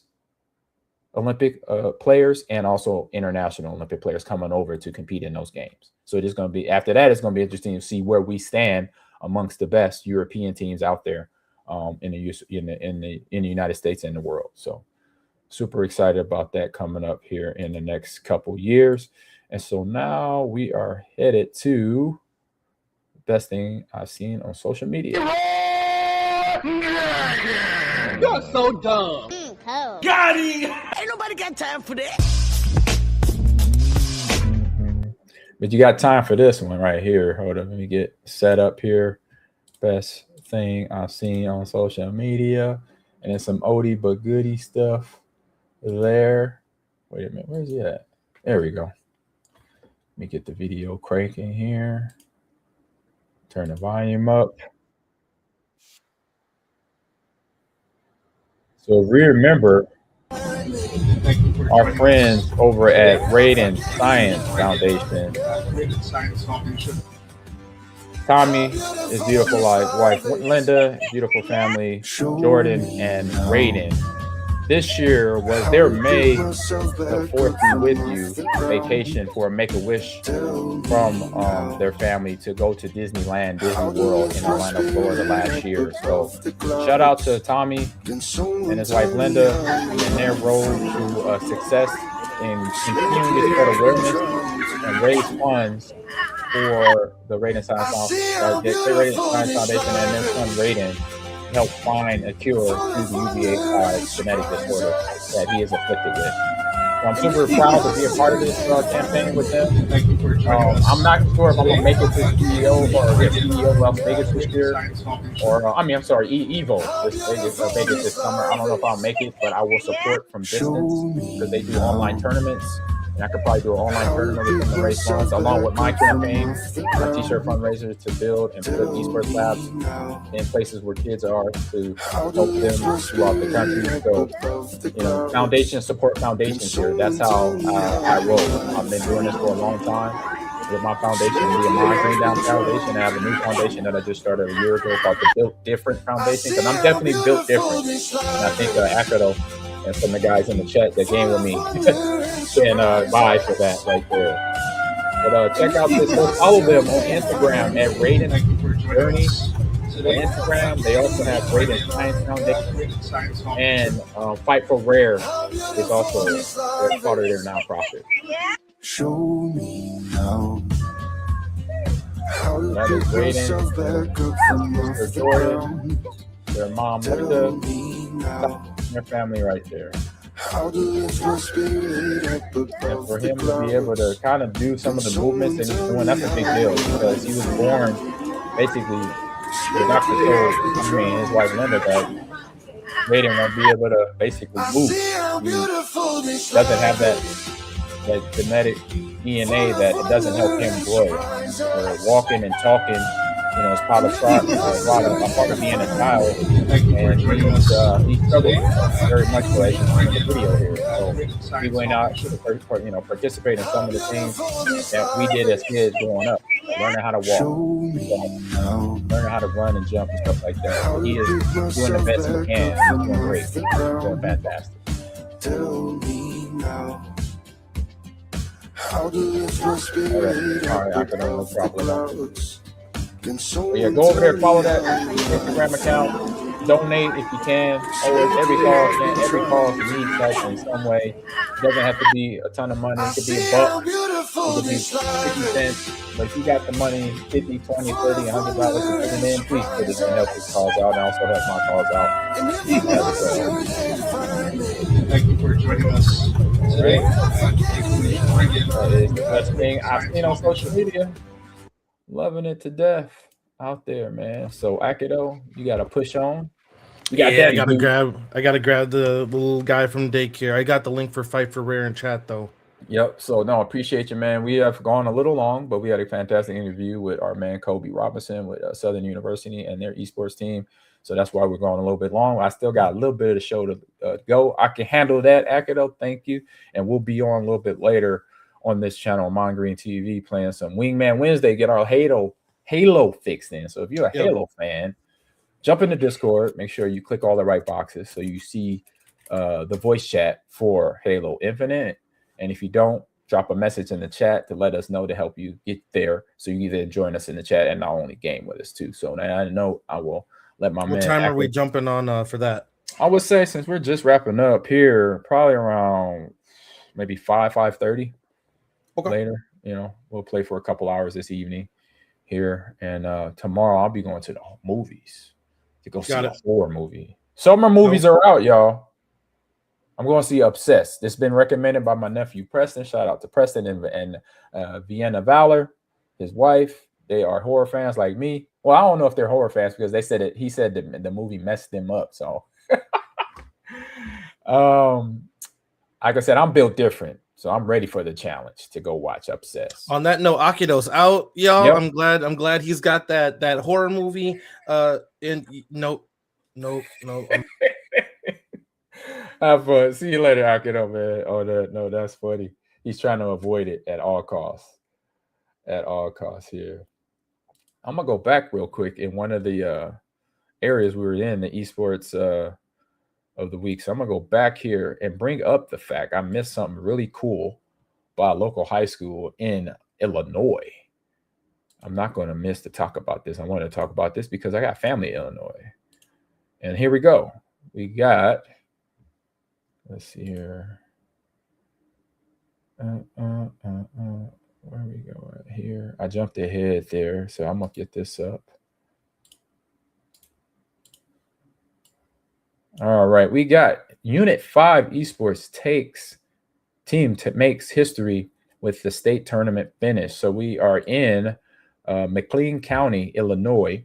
The Unit 5 Esports team walked away from the state tournament with a historic finish and a shiny hardware. The history-making began at sectionals, the qualifier for state, where the team finished first in 5 of the 6 possible events, including according to the post of the district's Facebook.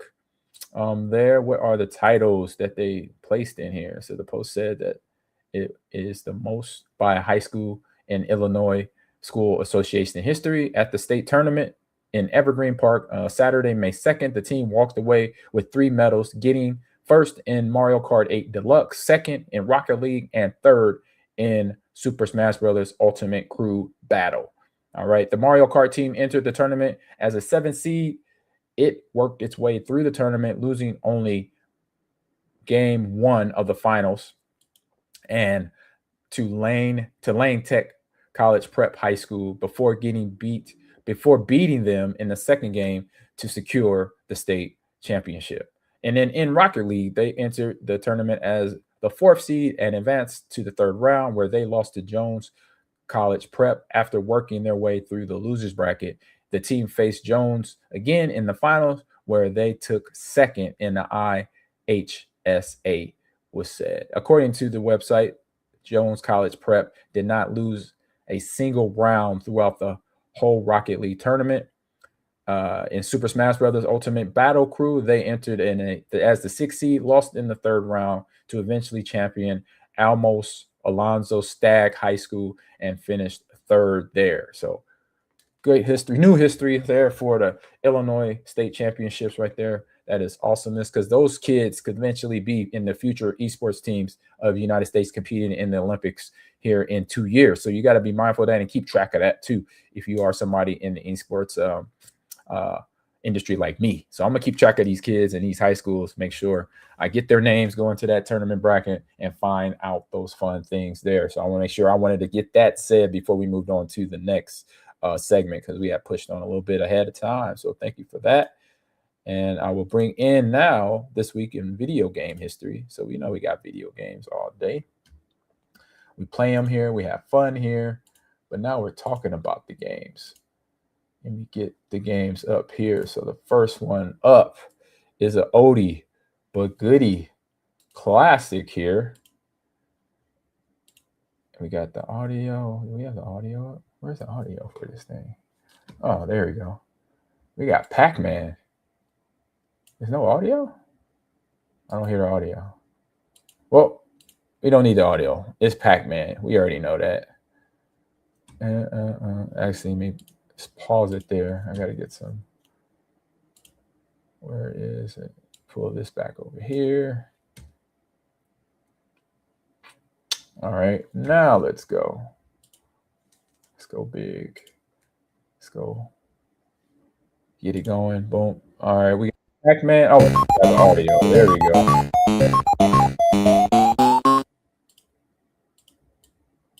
Is it going? Boom.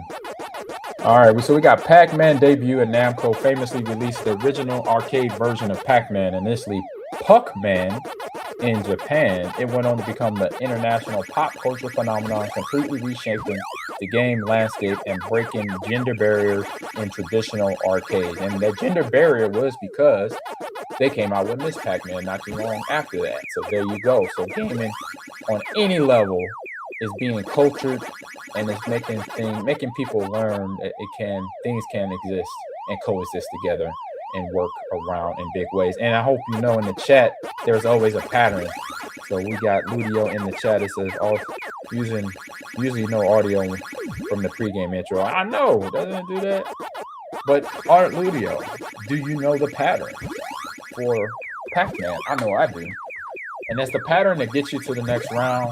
And like we talked about earlier with Kobe, having that patience, doing your research, watching game film on Pac-Man, which might feel a little weird, but hey, if you're trying to go to be the best Pac-Man person in the world, you got to go down that road and watch film and break it down on how you can get away from the ghost, like my man is doing that right there. All right. So on the next note here, we'll get the screen ready for the next game that is up on slate. And this is a oldie but goodie classic here. We got the audio going here. I rode in the gang. Through the stage, and if somebody knows the game very well, this is Red Dead Redemption. We're talking May 18th, 2010. For the Pac-Man was May 22nd, 1980. So May 18th, 2010, Red Dead Redemption launches. So Rockstar Games launched this critically acclaimed Red Dead Redemption in North America and on PS3, Xbox 360, which I beat and cleared out. It was held as an instant masterpiece, pushing the boundaries of open world cowboy genre storytelling going on. And the first, I felt it was like GTA, but in cowboy times. It was an awesome display of what Rockstar can do and what they brought to different genres of their RPG interaction type games, which was fun, missions, and then a storytelling, which was fantastic for that. And it's like, why this stuff is not on the bigger screen, which is movies for me. I think that's the next step for between GTA and this as well, to get on the big screen, because we've seen other movies do it already. You know, Resident Evil, Last of Us, Minecraft, Fortnite is on its way. I know it. Then we have Legend of Zelda is already in the making above that, and Mario Galaxy 1 and Super Mario movies already out. So you know what I'm talking about. It is headed down the line there. So Red Dead Redemption launches, like I said, May 18th, 2010. Civilization is a truly beautiful thing, Mr. Marston. Oh, man. Looks like things is about to get settled once and for all. So it seems.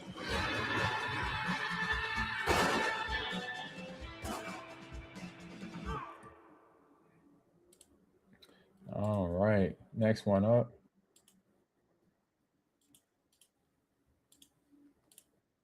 And this is an oldie but goodie classic here.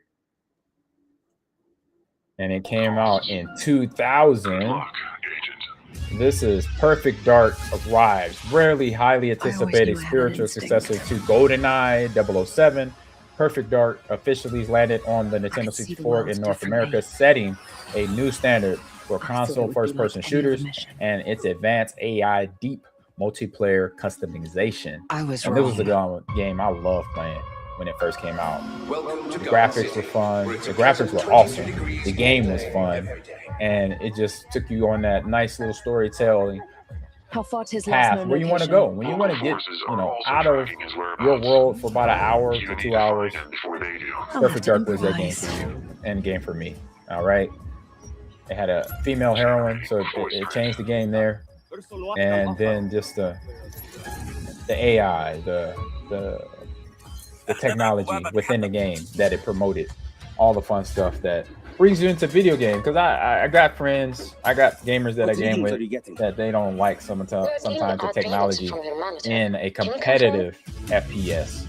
But it's a video game. It's going to be technology. You got to have that. It's the future. So this is a game that's all about the future with futuristic technology to be a cop, to trying to find what is going on within the structures of the story.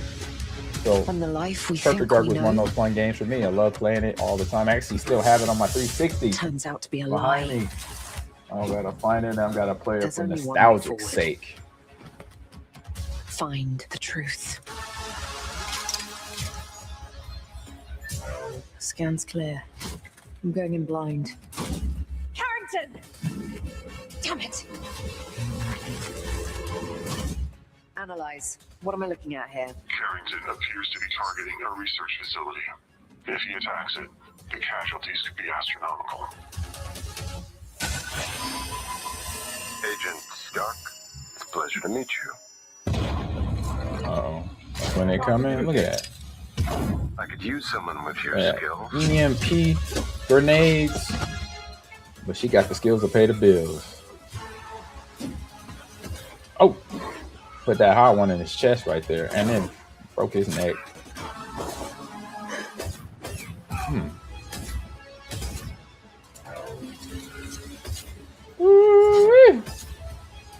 I had to lose everything. Yes. Before I could see. That means you're on that one level. What this world was really hiding. Oh, it's always hiding something. You know that. It's the world we live in. I hope you're ready. Governments, companies, umbrella corporations, all sorts of corporations. Vault Tech. No going back. Every company's hiding something, isn't it? So check this out. Perfect Dark was launched on May 22nd, 2000. That is awesomeness right there. All right, and now that brings us to close to the end of the show. We take it to a little commercial break, and we'll be right back with game releases of the week. So have fun. We got Lucid Sound coming at you. See you in 29 seconds. Level up your game with Lucid Sound, the next evolution in gaming audio. Whether you're Team Xbox or PlayStation, Lucid Sound has you covered with premium wireless headsets for Xbox Series X, S, Xbox One, PlayStation 5, and PS4. Hear every step, every shot, and every detail loud and clear. Comfort meets clarity. Game with Lucid Sound. All right, next up is, actually, let me pause that. Get the audio up just a tad bit. I almost forgot this part. The fun part of the show is announcing game releases of the week. Release the games. It's time for the game releases. Game releases. Oh, all right, and we got Batman. Lego Batman, Legacy of the Dark Knight, coming out this Friday. It's on all consoles. It's on all platforms here. So Legacy of the Dark Knight, a brand new open world action adventure game that invites players to embark on Bruce Wayne's epic journey to become the hero of Gotham City, inspired by decades of Batman film television, comic books, games, and jam-packed with Batman nostalgia, DC lore, and TT Games' signature brand of fun-fulfilled Lego humor as they sprinkle in the Dark Knight, either making fun of him or making him that badass he is. So this is one of my favorite comic book characters of all time. I have a Batman tattoo on my calf. I'm that dude. My wife has a Batman tattoo as well, so I made her. I didn't make her do that; she just did it, which I appreciate it a lot because I am that dude. Batman is the dude. That was my mindset going into every football game, and now when I play video games, the same idea. I gotta finish it, Mr. Wayne. If I don't need help, I'll do it myself. Got my man Syl singing "Pitch by Rose." Doesn't get any better than that. Where's Prince? Way I see it, all this stuff is yours anyway. The Joker and all that fun stuff. They gotta have this show up. And then you got my man Robin fighting Lego Batman. Oh, it goes like the same fighting mechanics of the regular Batman game. So if it's that, I am all over it. Got Gordon right, Jim Gordon right there, Bruce Wayne, Batman right there. I would say the last Batman game I tried to play was Gotham Knights, and it froze on me. So I still haven't beat that game. So I have to go back one day eventually when I beat all these other games that I backlogged on. Finish that. And then Catwoman right there. Both Catwomen. I think there's a Halle Berry Catwoman and old school Catwoman. And then there's Bane. I wonder if that's Bane, Tom Hardy Bane right there. And then maybe Arnold Schwarzenegger's Dr. Freeze right there. So it doesn't get any better than this for Games of the Week. Playing one of my favorite hero characters of all time. Got that Joker. Oh, they doing Joker movie, and that is Poison Ivy. So they got I think they're gonna have Halle Berry, Catwoman, Uma Thurman, Poison Ivy, maybe Ben Affleck Batman to Christian Bale Batman to Tom Hardy, and then it says Dark Knight Returns Batsuit early releases. Let me pause that. Early days, 3 days early launch access. Oh. Actually, the game comes out Friday, so I might, if I could be able to get it today, but I am going to get the disc. So I'm going to scan that after the show's over so I could get that because I'm that fan. All right? I'm that fan. So here we go. That was Batman Legacy of the Dark Knight coming out May 22nd. Oh, I know you got to love it. I know I do. It's so much fun. All right. On that note, headed to another commercial. We'll be back with what's on stream here in a few seconds. We'll be back here in BAM 20. Did I say Lucid? Was it Lucid? Hold up. Oh, stay plugged in. Stay plugged in. Coming at you in like 24 seconds. Here we go. While you game, DevourGo delivers more than just food. It is the next-gen commerce platform bringing seamless ordering into the heart of gaming and entertainment. Skip the app hopping from your computer to the kitchen. DevourGo makes it easy to fuel up without missing a moment. Game on, eat up, DevourGo. And on that note, we are in our second to last segment of the stream, the podcast here on Ahman Greece Gamers Lounge. If you're just coming in, we had a great guest with Kobe Robinson from Southern University, who won their first national title in the ECAC EA Sports College Football Championship. And now he is a champion as well. And now we're bringing in Fallout Season 2, Episode 8, the season finale of this series. And it is a fun series. It's a good video game series as well. So you got a lot of things going on in this series, but we are in what's on stream, y'all. Row, row, row your boat gently up the... sorry. Excuse me. It's time for What's on Stream. All right. And on that note, like I said, Season 2, season finale, Episode 8, The Strip, the recap here. All right, Season 2 is going to close with The Strip, an episode that finally brings in the major themes of the season, brings them all together. Stuff that we've been watching. If you've been keeping up with me, keeping tabs, if you're on LinkedIn, if you're on YouTube, you're on Ahman Green TV, on Twitch, and my X account. Couldn't sign up the IG account today. Just missed that. What's up, JFK? How you doing? Yeah, I'm so sorry, late. Just getting off work. No, it's all good. Fallout ending had a lot of Easter eggs. Yes, it did, JFK. Yes, it did. So I'm breaking that down. So the final themes of this episode has power, illusion, survival, and the cost of winning. So the title points directly to legendary Vegas Strip, because that's where the season is going, because, you know, Fallout started in where it was and then went to Fallout Vegas.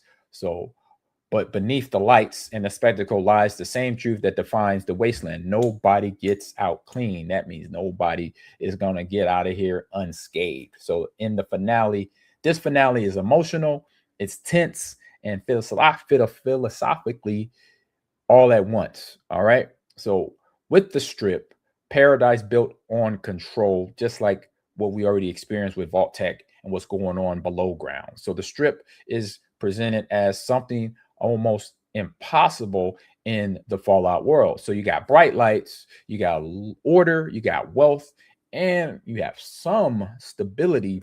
But like the vaults, the deeper you look, the more artificial it becomes, right? It ain't really real. So the Strip isn't freedom, it's managed survival. All right. Managed survival. That means you got to delegate on what you're going to do to live, basically. So everyone there is playing a role in someone else's game because they know eventually you got to pay the piper, you know? So Lucy finally sees some of the bigger picture because she's getting out of that vault mindset, finding out last episode that her dad was a baddie, and finding out even though he taught her good values, he wasn't living by those same values. So Lucy's evolution reaches another major milestone in this finale here. At the beginning of the series, she believed all this stuff, right? She believed rules was created for safety, that the system protected the people, and good intentions mattered the most. When, you know what, that wasn't the case. So now she understands that the world is far more complicated than that. And we'll get to my man Walter Goggins there that plays Howard, and that's his wife there as well. So Lucy understands the world is more complicated, right? The Strip forces Lucy to confront that idea. And so winning doesn't always mean doing the right thing. That means you might have to pop somebody across their head in the wasteland to survive. Survival can corrupt purpose. I say can corrupt purpose. All right. So trying to survive, you may have to do some things, and it's going to question your existence when you're trying to survive. And then some truths can't be undone once discovered, right? So when that happens, you find out, oh man, I can't believe that's really going on. Survival has no right and wrong in it, right? JFK. But Lucy makes special is that she still refuses to completely lose her humanity. So she bends a little bit, she adapts to it, but also she doesn't fully break down to where she's just savage and feral. Because once you go savage and feral, you're close to what the ghoul is, but the ghoul also is keeping some humanity to himself. And that's who our next person in this story that we talked about. And that has been the main characters along with Maximus, who will hit here in a little bit. So the ghoul, a man with nothing left to lose because he was all trying to find his wife and his daughter. So the ghoul at the most dangerous part of this episode, not because of the violence, but because of what the clarity that he has to realize. So with this guy that was on the screen right there, perfect timing, he understands the Strip immediately. So it's manipulation, it's the illusion of choice where you think you're making the choice on your own and you're not, you're being pushed into that decision. And then the transactional nature of survival, that basically if I kill you, I survive, but if I don't, you know what, I might be short of a couple breaths doing, I got to take a dirt nap. Don't want to do that. So where Lucy still hopes system can improve, the ghoul believes the system is always in the same way. Someone wins and everyone else pays for it in some way, shape, or fashion, with a limb getting lobbed off and their life being taken. But beneath all the cynicism, there are moments in the finale where the ghoul seems almost exhausted, not physically, but I say more emotionally, because he's been in this battle for over 300 years. And I think eventually you'll come up tired. And so then you got to deal with little monsters, not little monsters, but monsters like this. So he survived for so long that survival itself may no longer feel like a victory, because just being alive and breathing for the ghoul or anybody else on the land feels like it's okay.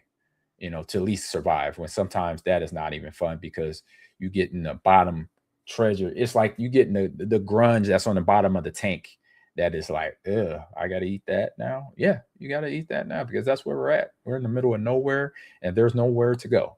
All right. So as we know, power changes hands here. The handoff last episode set up the transfer of responsibility between each character. All right. And then the strip shows that consequence of it. So several characters are forced into decisions that it can't take back. There's alliances shifted. There's loyalties that get cracked. Truth becomes more dangerous truth becomes the more dangerous currency of anything, because obviously telling the truth of what happened, who did what, when, and where will then expose who you are, or expose somebody to a death that they know might be coming, but they didn't know it was going to happen because they thought you were going to keep the secret, but that didn't happen. So this episode repeatedly asks the questions: is what are people willing to sacrifice for control? And you see my man Macaulay Culkin in here. I don't think y'all knew that. He was in here. He's not Mr. Home Alone anymore. He's a part of some cult that is a little bit wonky. They fight. You see how he's all bloody up there. So where people are willing to sacrifice control, and more importantly, is survival worth it if it costs your identity? I think not. I don't want to change my identity to survive. I mean, unless it is, unfortunately, a battle situation, life and death situation, then that's when I won't change my identity, but I'm just going to basically fight to survive in that.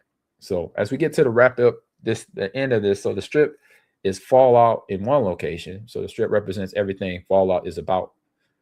Hope mixed with corruption, luxury built on suffering, as we've seen in regular Las Vegas in real time, and order hiding instability.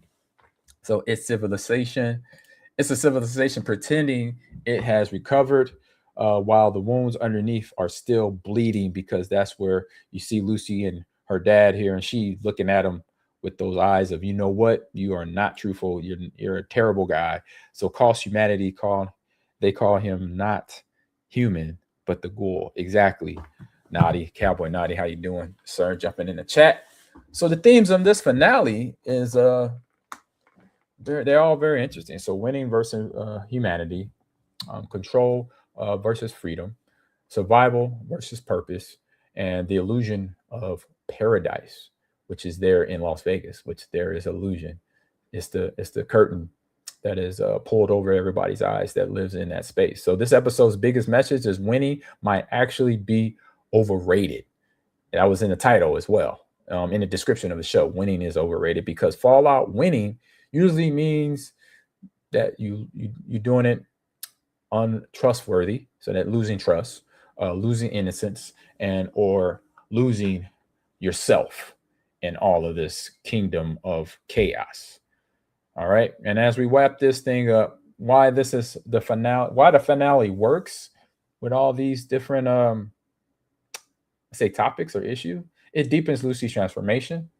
It gives the ghoul emotional complexity because of what he knows is truth, and his exhaustion for living over 300 years since the bombs dropped and still trying to find his family, but then dealing with people like Lucy, because Lucy is making him trust more than he should, being in a wasteland, and that he should not be as hard of a person and try to live life a little bit cleaner. But he's still fighting against that. We know he is. And then it also expands Fallout's political and philosophical themes from real world to video game world to world action. All right. And it sets up major future conflicts coming up in the strip. We see a connection there between Maxima and Lucy. Hopefully will get solidified in season 3. Season 3 has been greenlighted, by the way, but also headed back to the finale. And what works about it is this balances action, tension, and character growth. So all these characters have grown in some way, if they like it or not. We know Lucy did. And obviously Maximus learning how to basically have that confidence in himself to be a person that wears the armor that he wears, to know why he needs to be in that armor and for the things he's done. And so the finale understands that Fallout works best when the real danger, it's monsters, it's systems, and people. So Real danger is, like I said, the monsters out there, just the monsters out there. It's really the people behind the scenes, like we always know in any type of movie sense. All right. And that's how things just go. We already know, in Resident Evil, it's not the zombies, it's the people who created the zombies, right? It's everything else that goes on behind the scenes that we know for any horror movie, right? It's not Jason Voorhees, it's his mother, right? Who started it. She started the killer. Jason just like, you know what, you doing that, then I'm gonna do that. So you gotta remember that. So my final take here on Fallout Season 2, episode 8, the strip here. The strip closes Season 2 by showing the wasteland doesn't just destroy city, it destroys certainty. Here in this scene, I actually brought it back up here in this scene right here is the group that is still underground. And so Lucy is no longer is naive at all. The ghoul is no longer hiding from the truth of himself. And the world they're walking through is still built on lies, pretending to be order. All right. And the light of strip shine bright, but Fallout reminds us of even paradise casts shadows. So Season 3, like I said, been green-lighted. That was the finale of this. And so next week, I don't know where we're going to go with this. I've been watching the Legacy, Monarch Legacy of Monsters. But for whoever has been sitting along and watching along all the episodes with me and Fallout Season 2 and all 8 episodes, join the Discord. And if you watched with me, I'm going to trust you enough. Hey, if you watched all the episodes with me, you broke them down with me, I'll send you a case of Slide Drink or maybe a Pokemon t-shirt from our sponsors here of the show, Slide Drink and Glitch Gear. Shout out to my man, Quentin Clark, who is supporting that. So if you're a Pokemon fan or a video game fan or a Slide Drink, healthy drink fan, there you go. But you got to drop your name in the link and said, hey, I watched all 8 episodes and I kind of listened to you break down. So if you do that, I'll take it. All right. So on that note, jumping out of here, heading into the last segment of today's show, which is my gamer tips of the week. And before we do that, we'll head into a quick commercial break from our friends at Devour Go. So see you in a few minutes. Actually, a few seconds. See you in a few. While you game, Devour Go delivers more than just food. It is the next-gen commerce platform bringing seamless ordering into the heart of gaming and entertainment. Skip the app hopping. From your computer to the kitchen, Devour Go makes it easy to fuel up without missing a moment. Game on, eat up, Devour Go. And on that note, we are on Ahman's gamer tip of the week. And the gamer tip of the week is stay calm. Don't tilt. No tilting. So panicking leads to mistakes.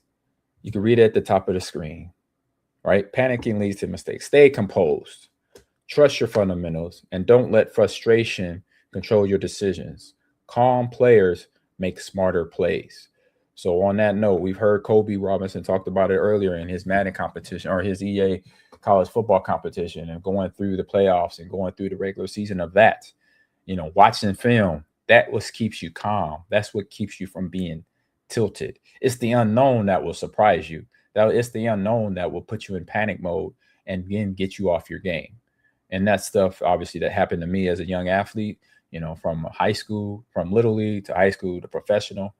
And even when I was older as a professional, it would get me every now and then. I would wonder, I get frustrated or somebody get in my ear trash talking, which very rarely happened. But when it did, it would throw me off my game. So stay calm, no tilting.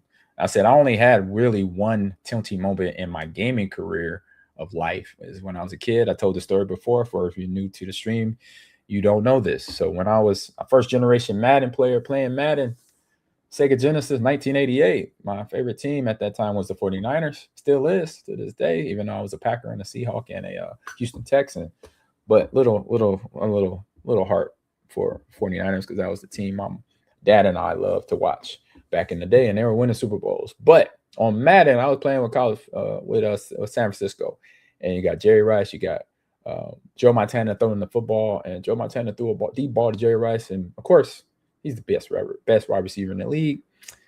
I expected him to catch that ball, but then it was intercepted by the defensive player. I don't know what team I was playing, maybe the Giants, I don't know, maybe the Cowboys, but it was intercepted, and of course, I got mad. I threw the controller down and said the game is cheating. And I was 10 years old, 9 years old. My mom comes in the room and said, boy, what's all that racket? What's going on in here? I was like, the game is cheating. I threw a deep pass to Jerry Rice. He should have caught the ball, but it got intercepted. So they cheating. That shouldn't have been an interception. And she, of course, like, well, it was, and you break it, you buy it. And I'm just like, what you mean break it, you buy it? Your controller's on the ground. Look like you might have broke it. And I'm like, oh. And of course, didn't have no money as a 9-year-old to buy a new game, or a 11-year-old to buy a new video game controller. Sega Genesis controller broke. I went to my dad's toolbox, grabbed his screwdriver, grabbed the black electrical tape, I also grabbed a soldering iron that he used because that's what he had in his toolbox. He's a IT guy. And then all those tools, the black electrical tape, the soldering iron, and the screwdriver, all 3 items helped fix my controller. And on that note, I fixed it and never raged again at the game because obviously tilted it and almost broke my controller. Then I would have no reason to play that game because I didn't have the controller that worked. So again, didn't get frustrated after that, moving on. So keep your frustration emotions in check. Stay composed even when losing. And because frustration leads to mistakes, as Kobe mentioned, and I told you, like I mentioned on this game. So stay cool, calm, and collective to get through a tough game and learn from those mistakes as well. And definitely don't get tilted in that match. So I want to say thank you for everyone jumping in. This is where you can find me on all socials here, running there at the bottom of the screen. Also, you can jump in the Discord here. Actually, I'll go here for the social media, and then Discord there.